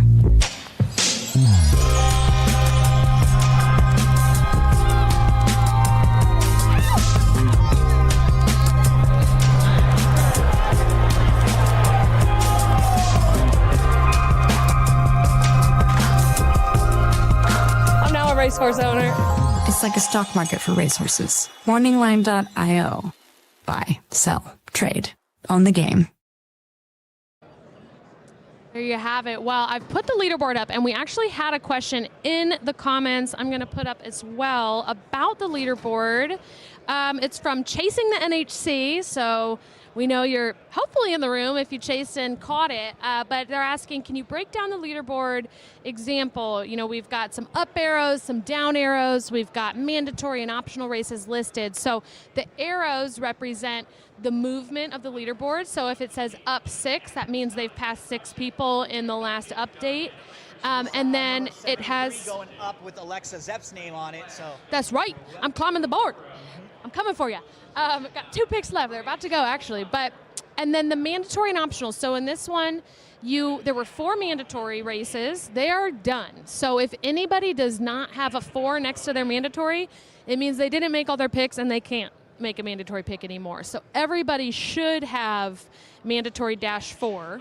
And then the optional dash number is how many plays they've actually used. So it's not what they have left, it's how many they have made and that the races have completed. So you can make 7 optional plays. So you see the person in the lead right now, Michelle Mount, who I think just stretched her lead out a little bit more with $106, but she has made 6 of her 7 optional plays. So she's got 1 left, and then she's locked in. That's her score. Do you know her? No, we got to find her. Where's Dan? We gotta figure out where she is. Hang on. Dan, any updates? Yeah. Okay. So the ground report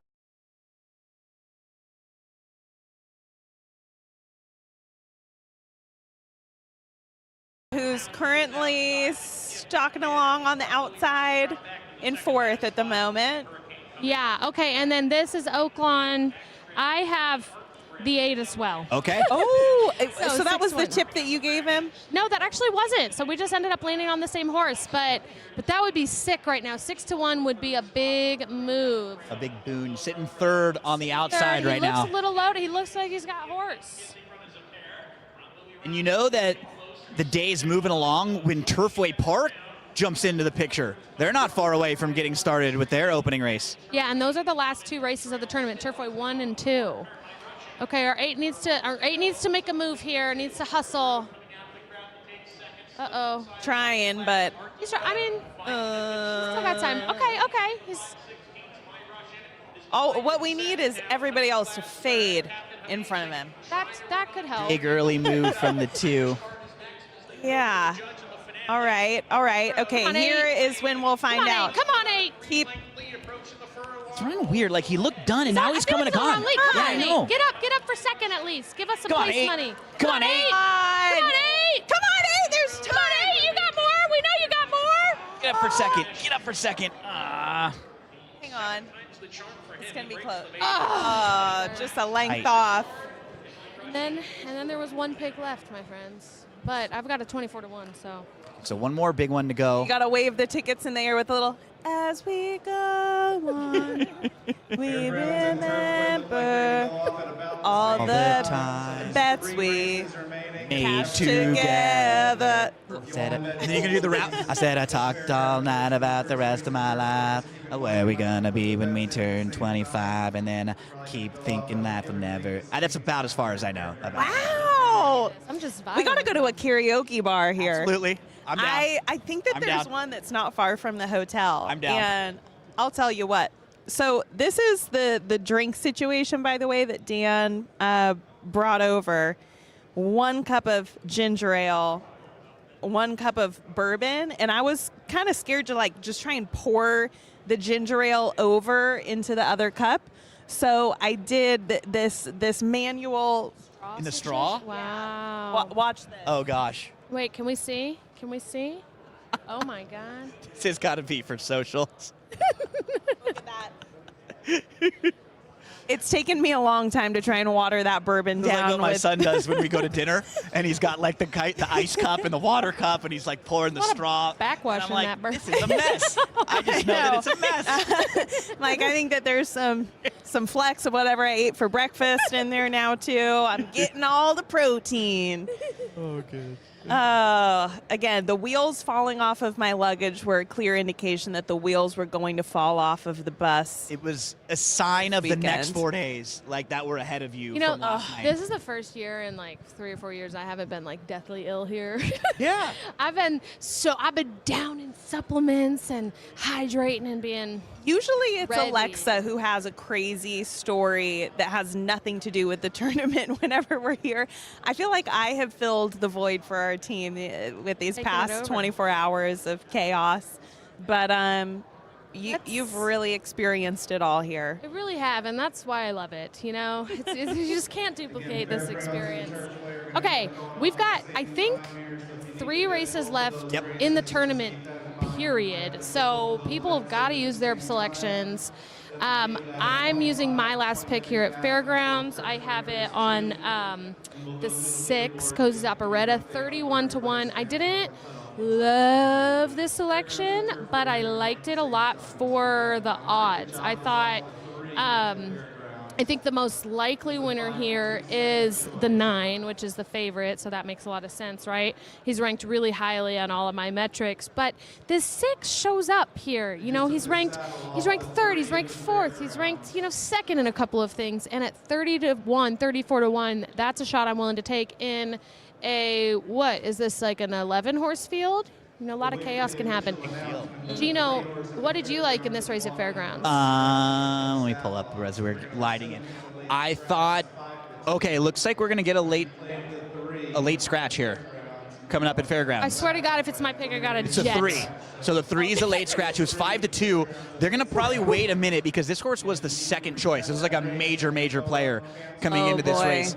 I thought the 2 was interesting. If you wanted to go a little bit deeper, maybe the 10 to the outside, because at this point, it all depends kind of on where you are, right? If you need a bigger price, if you're someone who is, okayed where you sit. Ryan's right over there. Ryan, how are you doing right now?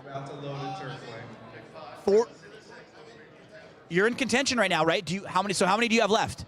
One play left for Ryan. I just saw his name pop up a second ago, and he's sitting in pretty good shape. 47th for Ryan right now with come on and report. Let's talk with Ryan a little bit about how his day has been going. So top 50. 47th, and they award 47. Oh yeah, and I have one play left. Yeah. Oh, are you no sweating pressure? it out? A little bit, but the drink tickets help. So that's a good point too. So the top 47. Yes, I just got, Krabs was so nice, brought this over. So, to be exact, there's $167,587 in cash prizes. There are 1,012 entries. There's 538 individuals, so most of the room has 2 entries in this game. There are 47 entries awarded to the NHC between this year and next year, because if you are double qualified for this year, you can only get into next year. So, Ryan, you really are sitting right on the bubble. I am, yeah. Awesome. So I got one play left, and I'm going to wait till the last race at Turfway to do it. What has been like the strong play, or what has helped you today get to this spot?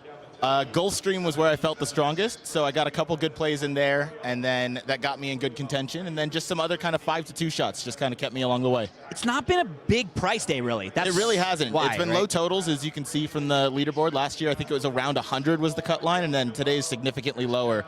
I think the weather around the country pretty affected that a lot. Oh my gosh, Colonial, for those of you that didn't see, in Virginia, snowing sideways. A winter wonderland in March. All over the ground.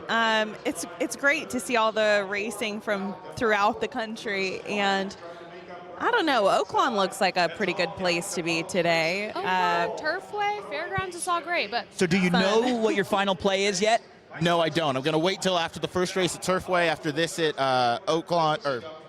this at Fairgrounds, and then I'll kind of see. So you got one race left. Yeah, one race left. You're playing the last race. You're locked in on the last at Turfway. Okay. Yeah. Well, Ryan, I have here horse player, but tell us a little more about who you are. I'm sure people have seen you on our shows if you've tuned in, and you're going to see a lot more of them this weekend. A little teaser there. But yeah, a little teaser there. I'm going to be losing my voice even more than it already is. Yes. I really flew out of the gate a little quick today. I was screaming race 2, I think, and so my voice is paying the toll. I was going to say, what's the cause of the lost voice? Yelling for a horse to get up. The horse did get up, though, so worth it. It heard you. Get-up guy, too. Another get-up guy right there. One time! Get up! I was hanging with Ryan not even a week ago in the Eddie Logan suite at Santa Anita. We were having a few drinks after a fun Santa Anita Saturday for Big Cap Day, and Ryan was plotting out his whole trip here, how he was going to be doing it, and how are Jackson and Noah doing, your other buddies, your podcast co-hosts? How are they doing trying to qualify? Well, yeah, so we came into today. Noah and Jackson both had 4 entries each. I just had 1, so my goal was to beat them and get a seat, and I'm close. So hopefully I can finish that out. And if you can do either one of those, beat them or get a seat. I've already beaten them, so now I just got to get a seat. Beautiful. And I get the bragging rights there, so that's been fun. But, no, they had some great plays today. I personally, I'm happy that I only had the 1. I would get confused having 4 entries, knowing how to play those, and which one's on which courses do you exactly. do? I don't know, 4 entries. I just feel like if you're on, 2's probably enough. You know, if you're not on it for the day, because you have a cold day, like you're kind of on or off. And if you got 4, you're just going to lose 4.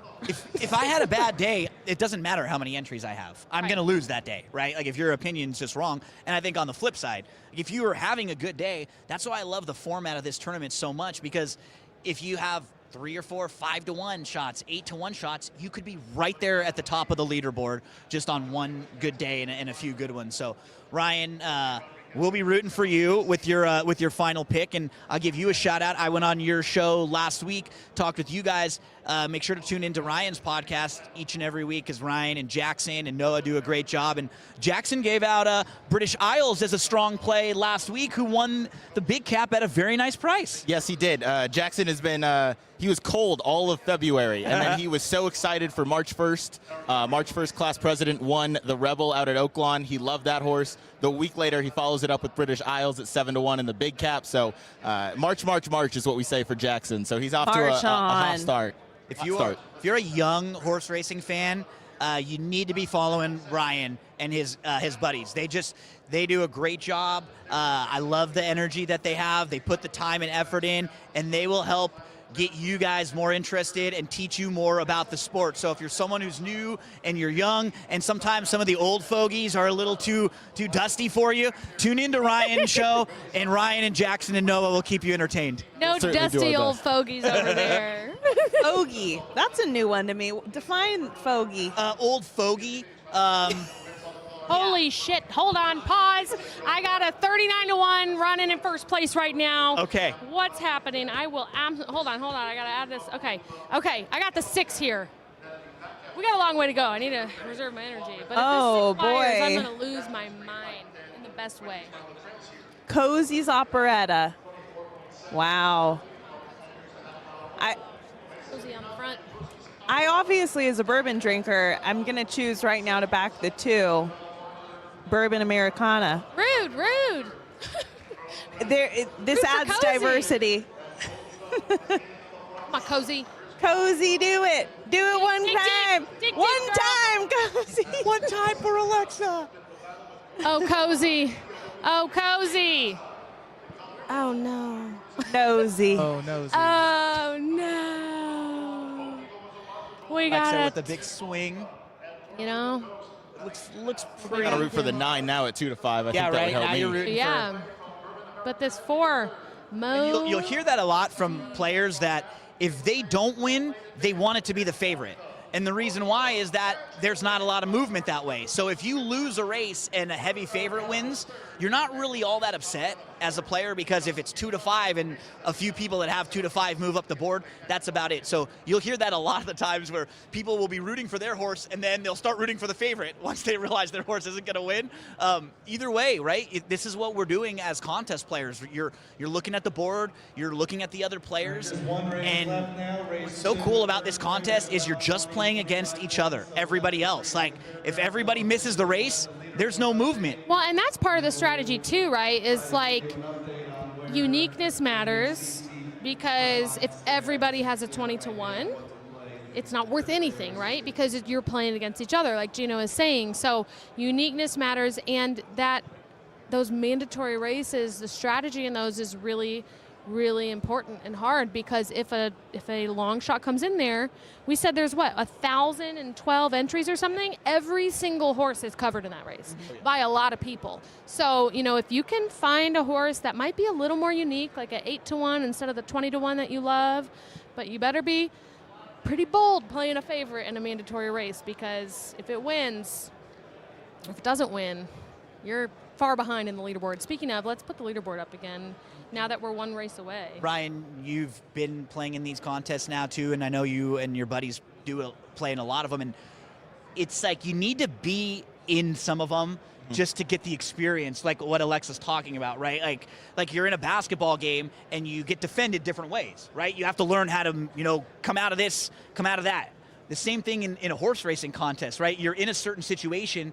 It might be different tomorrow. There might be scratches. There might be a race where you don't know. You might not need a whole lot. You might be in a situation where you're like, man, I may have to pick this heavy favorite. It's one of those things where if you haven't been in these, you just haven't quite experienced it enough, right? And you almost feel like you got to be in them to start weathering that and start figuring it out. Exactly, and I mean, there's so many different types of contests, right? Like, we're doing live win-place contests right now, but there's also pick and pray. You have to play that and approach that a totally different way. And then there's live.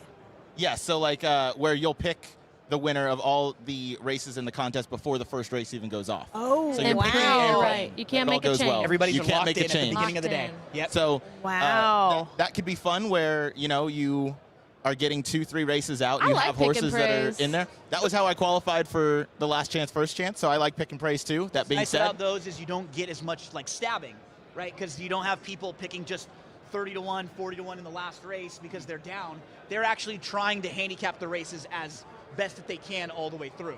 Absolutely, and there's also kind of an element of randomness to it. I qualified and I just picked all 5s for an entire Gulfstream card, and 7 of them happen to be winners. That's what I'm talking about. Oh my God. So I owe that strategy to Matt Miller. He kind of started just playing random sequences, and it worked. So me, Jackson, Noah, we've all kind of adopted that in some way or another on occasion, and it happened to work out for me. So, but then, we have the live contest where I've been up the last 2 days handicapping all these races, except for Turfway. I didn't think I'd get to the last 2 races and need to make something. So You've got 20 minutes. Are you good? Oh, I'm good. Okay. He's got 1A and 1B selected based off of the leaderboard. Is that kind of the mode? Do we get any insight as to what you're thinking just yet? So these were actually on DRF Formulator, marking them A and B. That was just kind of my overall picks for if I was going to play anything kind of horizontally in the race, in these races. If I was playing something in this contest, it might not necessarily be those two. I'd want to see what the prices are, see what I need when I look at the leaderboard, and see kind of what's necessary, because, in a situation like this, you could get blocked by another player. They're ahead of you. They also have to get into that spot, and you're all on the same horse. So is this the sheet for Turfway race 2? Yes, it is. You have? So the one horse, this might be like the manifesto of why I think you should bet the one horse in race 2 at Turfway. Will Do It Live. It's certainly the nameplate for right now, isn't it? Do It Live! Which is essentially the through line and the theme of what is happening behind us. Is just, F it, we're doing it live. And I think that there's something to a horse name. Whether or not that horse hears our calls all the way at Turfway Park back in Kentucky, who knows? But I think the one Will Do It Live. There could be something behind that. Happen. You brought up a good point. This happened last year. There was a horse Not Like Us, and you just started doing the Kendrick, Not Like Us dance. You did. I love it when I don't think the horse has even finished the race yet, but the nameplay was there. Dun, dun, dun. Yeah, no. I said put some jeans on that horse. Make that horse do a little two-step coming off of the Super Bowl. Gosh, I don't know. Call me a sucker for it, but I love a good name. Ryan, what kind of a handicapper are you? What are the things when you're that you dive into? Yeah, I mean, obviously first, and I don't think I'm super unique in this, you got to identify the pace. Who's going to be forward, because pace always makes the race, to go with that old saying.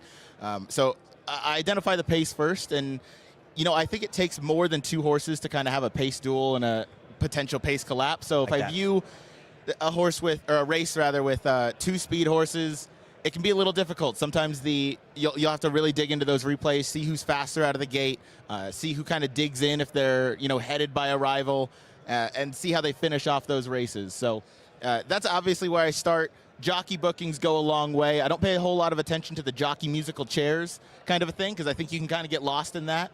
But obviously trainers and then intention on where the horses are placed for all of these races obviously goes a long way. So, Ryan, I got to say, I see you got a nice watch on. There's some bling, some jewels within the face of this. Yes. We had a conversation earlier. The winner of the NHC gets a pretty blinged out Super Bowl ring. Would you wear that? Would that become a part of the wardrobe? Absolutely, yeah. On Conversation starter for sure. Definitely a conversation starter, and would be a part of my everyday outfit, I think. Every day. And also, if you win some serious money, are you going to, add to the swag? I'm thinking a Flava Flav clock is next for me. Oh, that's a great call. Oh, okay. And I think you could pull off like a big Huggy Bear jacket too. Oh, there we go. Like yeah, a real nice pomp and circumstance. The issue there is I live in San Diego and it's 90 degrees. Yeah, weather-wise, want to die. Won't be able to wear that too often. No.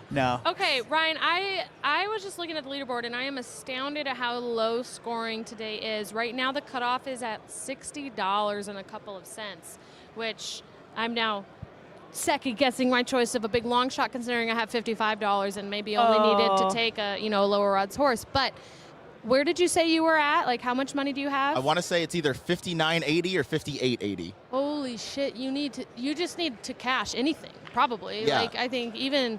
Oh, I just saw it and I missed it. Yeah. It goes by so Hold on, quickly. we'll search. You're we'll in search. 54th, Ryan. You have 58.90 right now. Got it. Thank you. But you could even be in, because do they have on here how many people are double qualified? Yes, they do.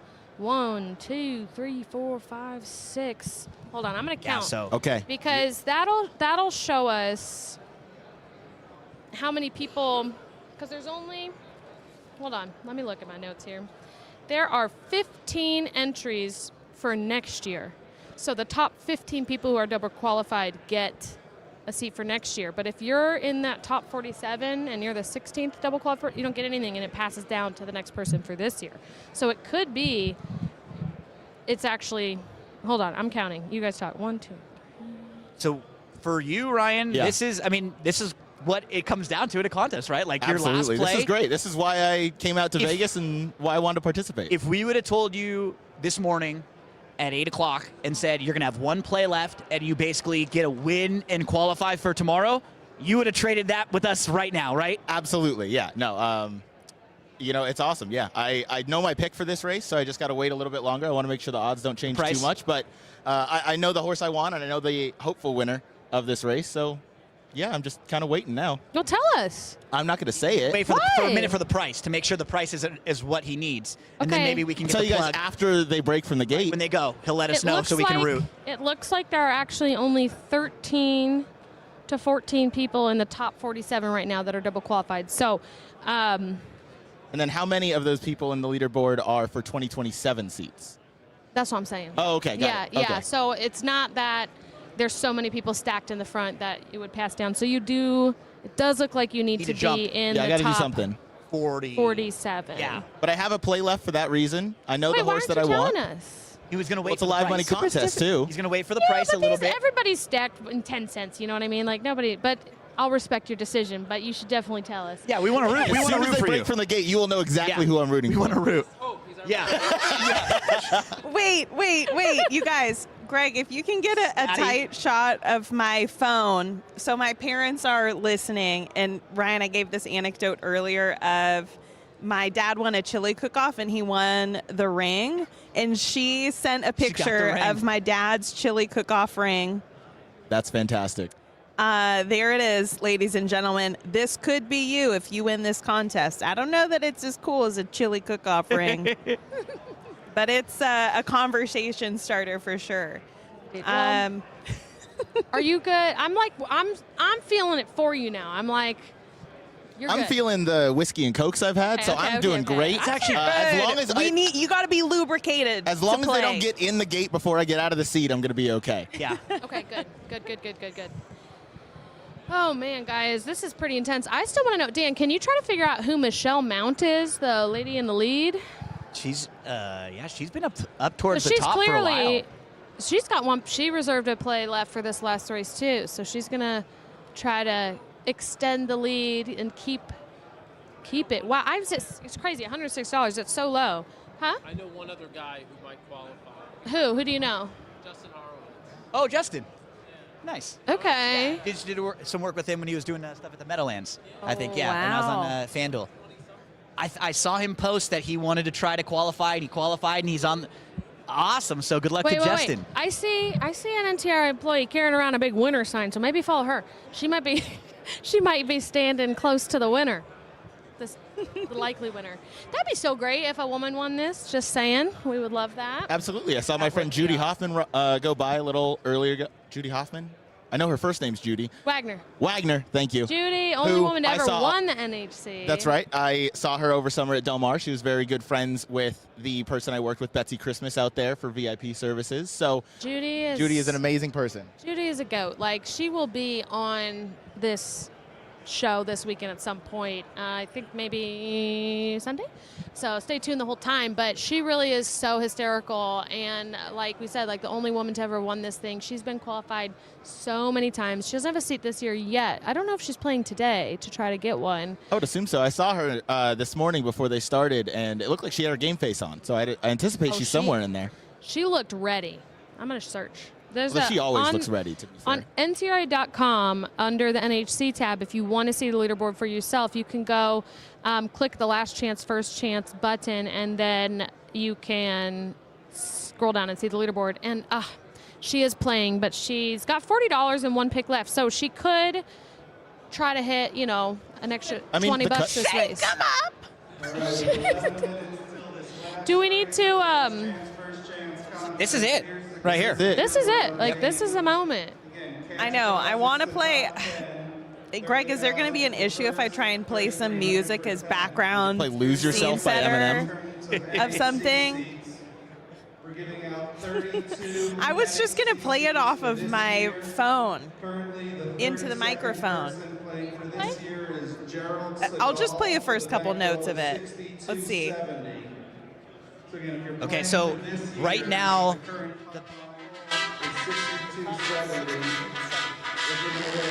so you're just behind that. Yeah. Wait, what is this? Bobbing and weaving. This is Rocky. Okay. This is Rocky.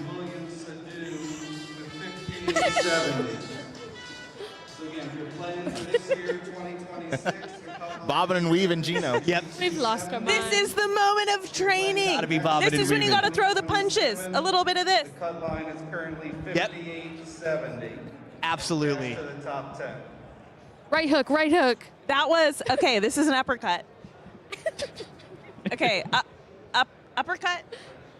This is a hook. Yeah, yeah. You want to, do you want to be the... Okay. Do I want to eat one? Not no, really. No. Do a reaction. He doesn't want to take Could this look real at all? Oh! Oh, damn, she decked him. Did you see that? Wow. You either Rachel's, sign her. The key Rachel's is- beating We've got a people up. WWE guy in it. Basil. We We need do. Basil. Yeah, the The key is in the somewhere. slap. We'll talk to Basil DeVito. It's in the slap, the fake punch, and then Yeah. the smack on the hand, so it sounds like you're getting the punch Oh, in. Too. you So you follow go for the through? thing and the smack on the arm. What they do is you kind of Show us. you Show slap us. Here, yourself. I'll hold so, it. Here, show us. Show us. So you go for the punch, and then you smack Do yourself it again. after the Do punch. it. Real So if time. you go to the punch. Oh, Right. you slapped me. Yeah. So you go, I'm gonna slap whoever. Right? As long as there's a slap, that's fine. But you got it. That's the key. When you pull the punch, they kind of will sometimes stomp, and it'll be a stomp, or like they'll smack themselves instead of hitting the other person. That's Same why thing you with get that the sound. chair. Yeah. You stomp with the You do chair, the stomp right? with the chair. Yeah. Don't worry, Now they by do because Sunday they used to be By Sunday you'll have it down. they used to hit each other in the head, and then they found out about CTE. So now they do the stomp. Yeah. CTE Probably is a better. thing. Yeah. Well, thank you for that educational lesson. Honestly, I don't know what I would have done if I didn't know. When it comes to wrestling and WWE, I'm your man. I can help you out Wow. there. Yeah. Yep. Yeah, tell us We'll more. get into Well, that. I'm like so excited because one of the members We're of back. Team DRF is Basil DeVito. Yeah. And I don't want to talk to Basil about anything to do with horse racing. I want to talk with him about his entire life in the WWE, where he was like one of the top executives when WWE was completely growing from like nothing into one of these huge industries. So he's going to get annoyed by me after I keep asking him to talk about wrestling stuff because So him and Mr. McMahon, the McMahon? he was like the third guy from the top in the WWE. He was a huge, very important figure from like the late 80s, 90s, all the way into the 2000s. So as you saw the like WrestleMania becoming a thing, I'm going to say it was because of Basil DeVito. So yeah, I'm saying that. I'm giving him all the some serious credit. personalities in the room. I mean, this brings the people. We've got Basil DeVito. We've got Dave Portnoy will be competing as well as a couple other from the Barstool crew. We got Mike Mutnansky. Elio. We've got Elio. We've got Eddie Olczyk. Yep. NHL. Yeah. NHL. So, I mean, there's some exciting personalities in this room. Okay. I'm running for 2 minutes. I'm going to go put the bet in. I'll be Go back. put it in. Good luck, Ryan. Ryan, run like the wind. Good luck. We're rooting for Ryan. Dan, you coming back? All right, yeah, we've got El Presidente coming up here. Dan Tordjman, everyone. If you've never heard of him, Yeah, you're I going to don't have believe to leverage and request $120 from Ryan to get his phone and his laptop back from in front of you so that I'm covered from my investment. Or, you I'm have good. an I got You're all good. sorts of. I actually have one of these implanted in my brain, so I can hear. I can always hear what you guys are saying. Flip it off, yeah. I'm not gonna lie. I just texted JD. I was like, I'm like, I miss this. I miss being on set with you guys. Aw. Like, We miss you too. Yeah, I miss you guys. I was just out here losing money all day. No fun. And I'm always like, Usually oh. you're going to lose money on camera. I know. So did he end up revealing who he picked? No. He ran away. No, so we don't even know who he's picking. He's going to let us know right before so we can root. So that'll be the key. Dan, Okay. He thinks that if he tells us, all the people on the leaderboard in front of him are They're going to gonna know play. they're not going to play, which is not going to happen. The but masses we're watching gonna, this show. We're going to respect the superstition because we're all degenerate gamblers and have that. We're a little stitious. Little. Not superstitious, but just a little stitious. Yeah. So how did things play out for you today, Dan? Because you were trying to win a seat. I know that there's over 1,000 entries. where'd we end up? I'm going to defer. I've got a big story to tell you about Claude. I've got serious issues with Claude. I'm going to let Ryan have his seat back for now. He was playing with Claude AI. That is who made all of his selections today. So I'm very excited to see how that all worked out for Dan. Let's get a little teaser. I'm going to search his name on the leaderboard. We didn't get a chance to talk to Dan too much, but I will say one of the reasons why this event has become so big is because of ABR and Dan being here through the years, broadcasting this, giving people the opportunity to watch it from home, follow along. How many years have you been here now, Dan? ABR than a Last Chance First Chance Handicapper because $5. I'm saying nice things about Dan, and she's just blasting him right away. And you're in 822nd place. There we go. You know, but he's been around like almost since inception, really, like 12 years. Yeah, 10 years, 11. I mean, Greg's really been here since the get-go. 12 years. And coming here each year? Oh, since how many years?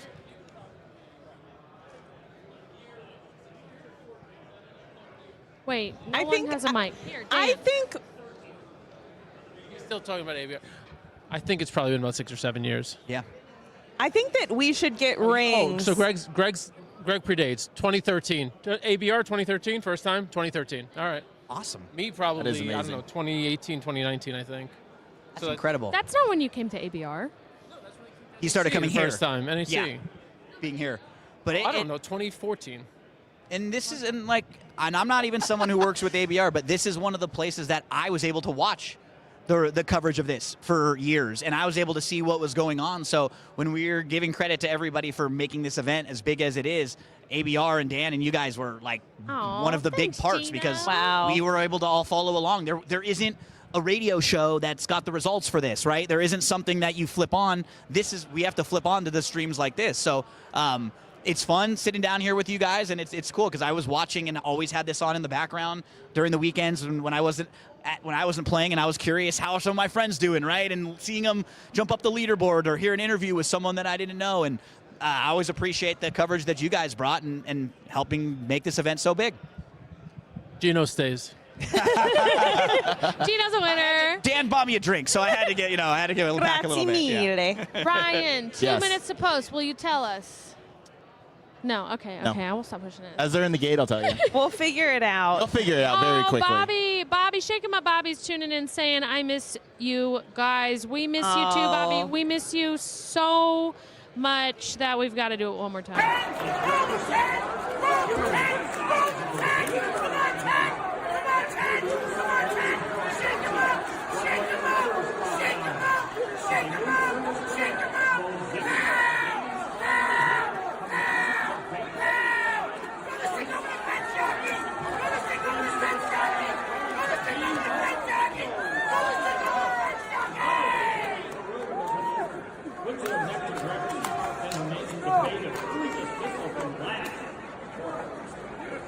Throw the stick over the fence, baby, because you didn't need it.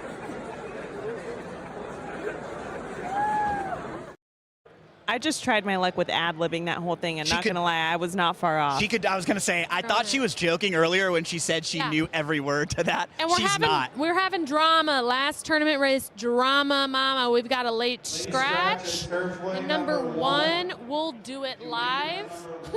That was the nameplate for Rachel, not doing it live. Think about the feeling, right? Like if that's your horse in the last race, and this is an important race for you, this is a difficult decision now. You like that horse, you got to call an audible with 50 seconds play left. something else. Yeah, you before they gotta come into the pivot. gate, you thought you were completely set on the one, and now you have to change. And Ryan, this is the kind of thing that happens in a contest, right? You could have been locked into that horse. And this was the favorite. Yeah. I think.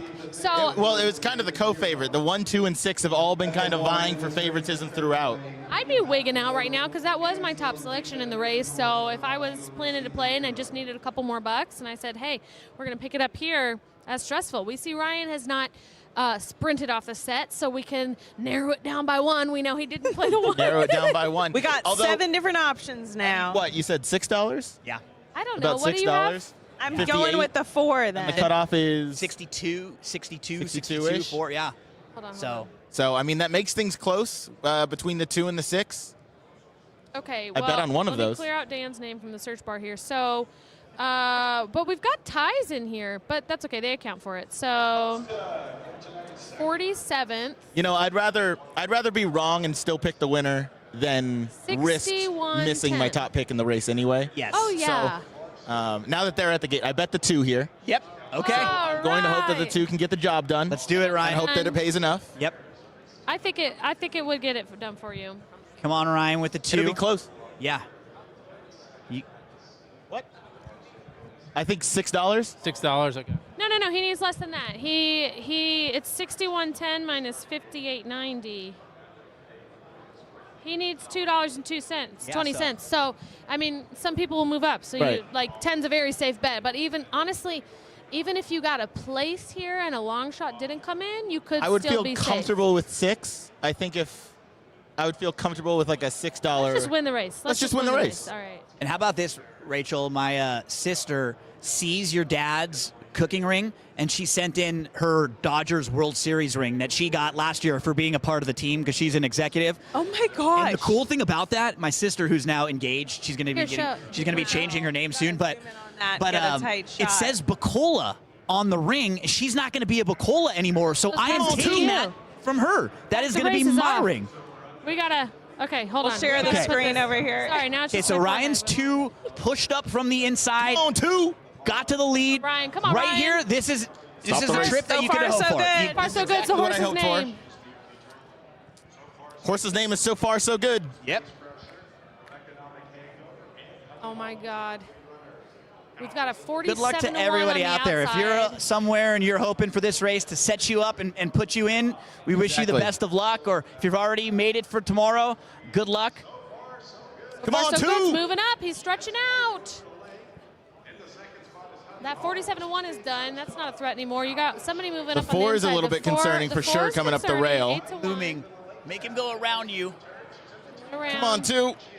Have a little something left for Ryan Have here, something. 2. Come on, 2. Have more. Have something, 2. So far, so good. Keep it going. Have something, 2. Have more, 2. Hang on to it. Have something, 2. Okay, you need this place. You need the Hold place. second. Hold second. Hold the line. Hold the door. Come on, 2. Stay up. Okay, 2's going to hold for you got second. a place. So we'll now see. It's just now it's a waiting game. Well, the 4 is definitely a price that I think Can we roll the tapes? I think I said 4. you might have.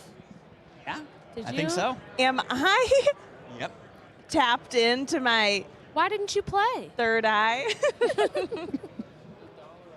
Because I just like to make a wild guess. What a race. Like, there have not been that many long shots all day. That was a long shot. I mean, honestly, it's probably the first easiest pick to get to if you're not trying for a favorite in that race. So I imagine that a fair amount of people probably did have that. I would think so. And 8-1 would pay around $27, and considering we're talking about $60, that's almost half of what you need to win or to get a seat. So I suspect we're going to see a lot of arrows on this leaderboard with a lot of people moving up, but we'll see. We got to wait a couple of minutes, Ryan. So the main mission that we accomplished here, though, is that you beat your friends. I did beat my friends, yes, and they each had 4 entries each, and I had 1. You had 1. So hopefully I don't lose by 10 cents. That would be oh man, that'd be a harsh one, but we'll see. Obviously, I would have loved the 2 to win, but we'll see. We'll see. I don't think there's a scenario where you're definitely beat. I think you could get in with a place if we're lucky and not that many people had it. But you just gotta especially let it out. Drink some more of that. Since that was the last choice, I could imagine a lot of people making a really, really big swing on the longest shots of the field. Yeah. And ultimately, if they're not in the mix, that bodes well for Ryan. The one thing you learn about this contest too, especially today, is that today is a separate contest. The Friday, Saturday, Sunday is kind of a marathon enough. Like, you think you're just playing the races, you're having fun. These contests are tiring all throughout the day because you're locked in each and every race. Your mind is constantly working. You're doing the mental math in your head. What do I need? What do I need? At the end of the day, it's like exhausting. And you got, 3 more days of this. So that's the one thing I've really learned, is that these are not easy. You got to be in the right mindset. It's crazy we say, we can go out partying tonight because we don't have to do the contest tomorrow. But if you are, lost, so now we get to have Vegas, if you are, you got to want to keep your mind sharp. These are really tough contests, and if you're not playing it the right way, there are people that are, and they're going to beat you. Absolutely. And honestly, as we're kind of mentally pivoting here, I know we're waiting, we're on, bated breath to see the leaderboard update, but I want to start getting pumped for NHC. Yeah. So we're going to set the stage a little here while we wait for the final leaderboard update. It took me a couple years to qualify, and then when I did, I was at the time the youngest winner ever, and I won my first NHC. So every time I come back here, I get goosebumps still. When you come here, it's a different level of excitement. It's a different level of adrenaline.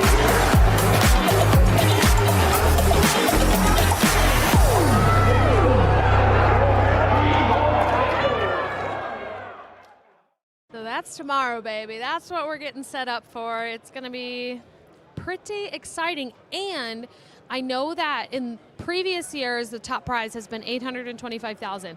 I spoke to NTRA earlier in the week about what the final prize will be this year. They said between $825 and $850, depending on how many entries we got today, because some of this obviously supplements into the prize pool there based on how many entries come in. So I'm going to see. Hey, Dan, can you see if the NTRA has an official prize for the NHC? Final prize. Because based on how many entries they had today, could have increased the $825,000. Do you mind checking in on that? We'll see, because, that'd be sick. I know some years ago it was $1 million. And then they've since changed the payout structure so that it pays deeper. It's the top 10% of people get paid. So if you've got, 800 entries, that's 80 people getting a minimum of $10,000. I hear clapping. I hear celebrating. Clapping. Hold on. Leaderboard. Okay, we've got the update. Let me scroll up here. Michelle Mount won. Yeah, girl. A couple of cents. We love that. I finished 52nd. Good job, Michelle. 52nd? 52nd is where I finished. You got 52nd? 52nd. Okay, hold on. Let's count. Okay, I've lost audio, so I'm sorry if I'm talking over anybody. I can't hear anybody else. But I've got Corey Molis got another seat, a good friend. This is awesome. 52nd. Again, we're giving away 32 seats for this year's NHC and 15 for next year's NHC. So anyone playing for next year's NHC has that 27 Okay. at the end of their day. It is $825,000 for the top prize this week, so same as last year, which is amazing. I've got audio again. Let me count. Also, wait a second. There's some people in here who have multiple entries, and you can only win one. Okay. So for example here, we've got a Ryan Bradley. I see at least 2 spots, maybe. Hold on. Let me refresh. I want to give you false hope, Ryan, but I want you to win. I don't even know what I'm hoping for because I know there's so many people that are double qualified, so many people going for 27. I'm just going to wait until whatever the official results are. For this year and 15 NHC seats for next year, those with the 27 extra. So 52, Ryan, is where you finished out of 1,012. Yeah, that's not bad. That's not that's not bad. I'm not upset about it, and honestly, if I do qualify or did for the NHC, I haven't looked at a single race. For tomorrow. So that would have been a lot of work to do tonight and then for the entire weekend. So either way, if you do, it's icing on the cake. Absolutely. And if not, then, I still had fun, and I beat Noah and Jackson, and isn't that the overall goal, is to beat your friends? And you and I can go watch the Lakers play tomorrow night. That's absolutely right. For anybody watching, LeBron is the GOAT. LeBron, there we go. I knew you were going to go there. Beautiful. Thank you. Yeah, top 5%. is That's not where bad. you round it out. That's pretty awesome. I will take it for sure. Really good showing from Ryan. I see my name 94th. Awesome. That's really good too. That's also very good. Not terrible. I was close. 1,012. $54, $55. You know, pretty close. That's top 10%. Need another $10.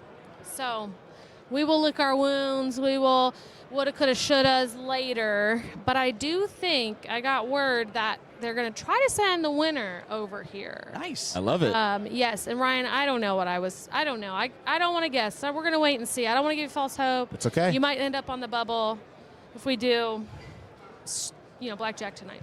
Absolutely. We're in Vegas. I had a good day betting in cash anyway, so we're all fine. We're having fun. We're in Vegas. We're back on the ABR set. I got drink tickets. I mean, what more do you need? And before we get to the winner, possibly, we're going to be starting earlier tomorrow, right?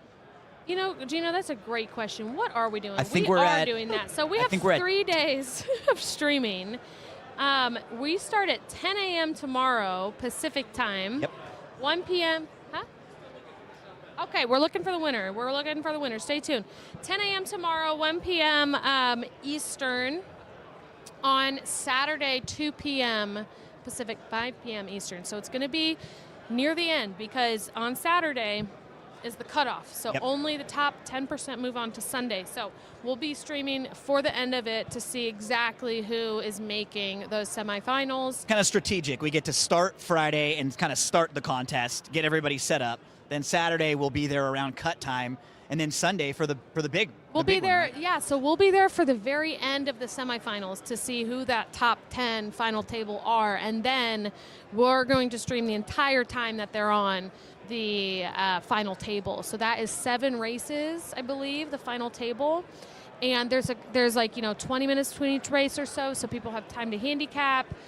Everyone's picks are shown, so you can know exactly as soon as the race goes off who's got what and what can happen on the leaderboard. And it'll be really exciting because it is a big difference. So 10th place is $75,000, which is a pretty good deal.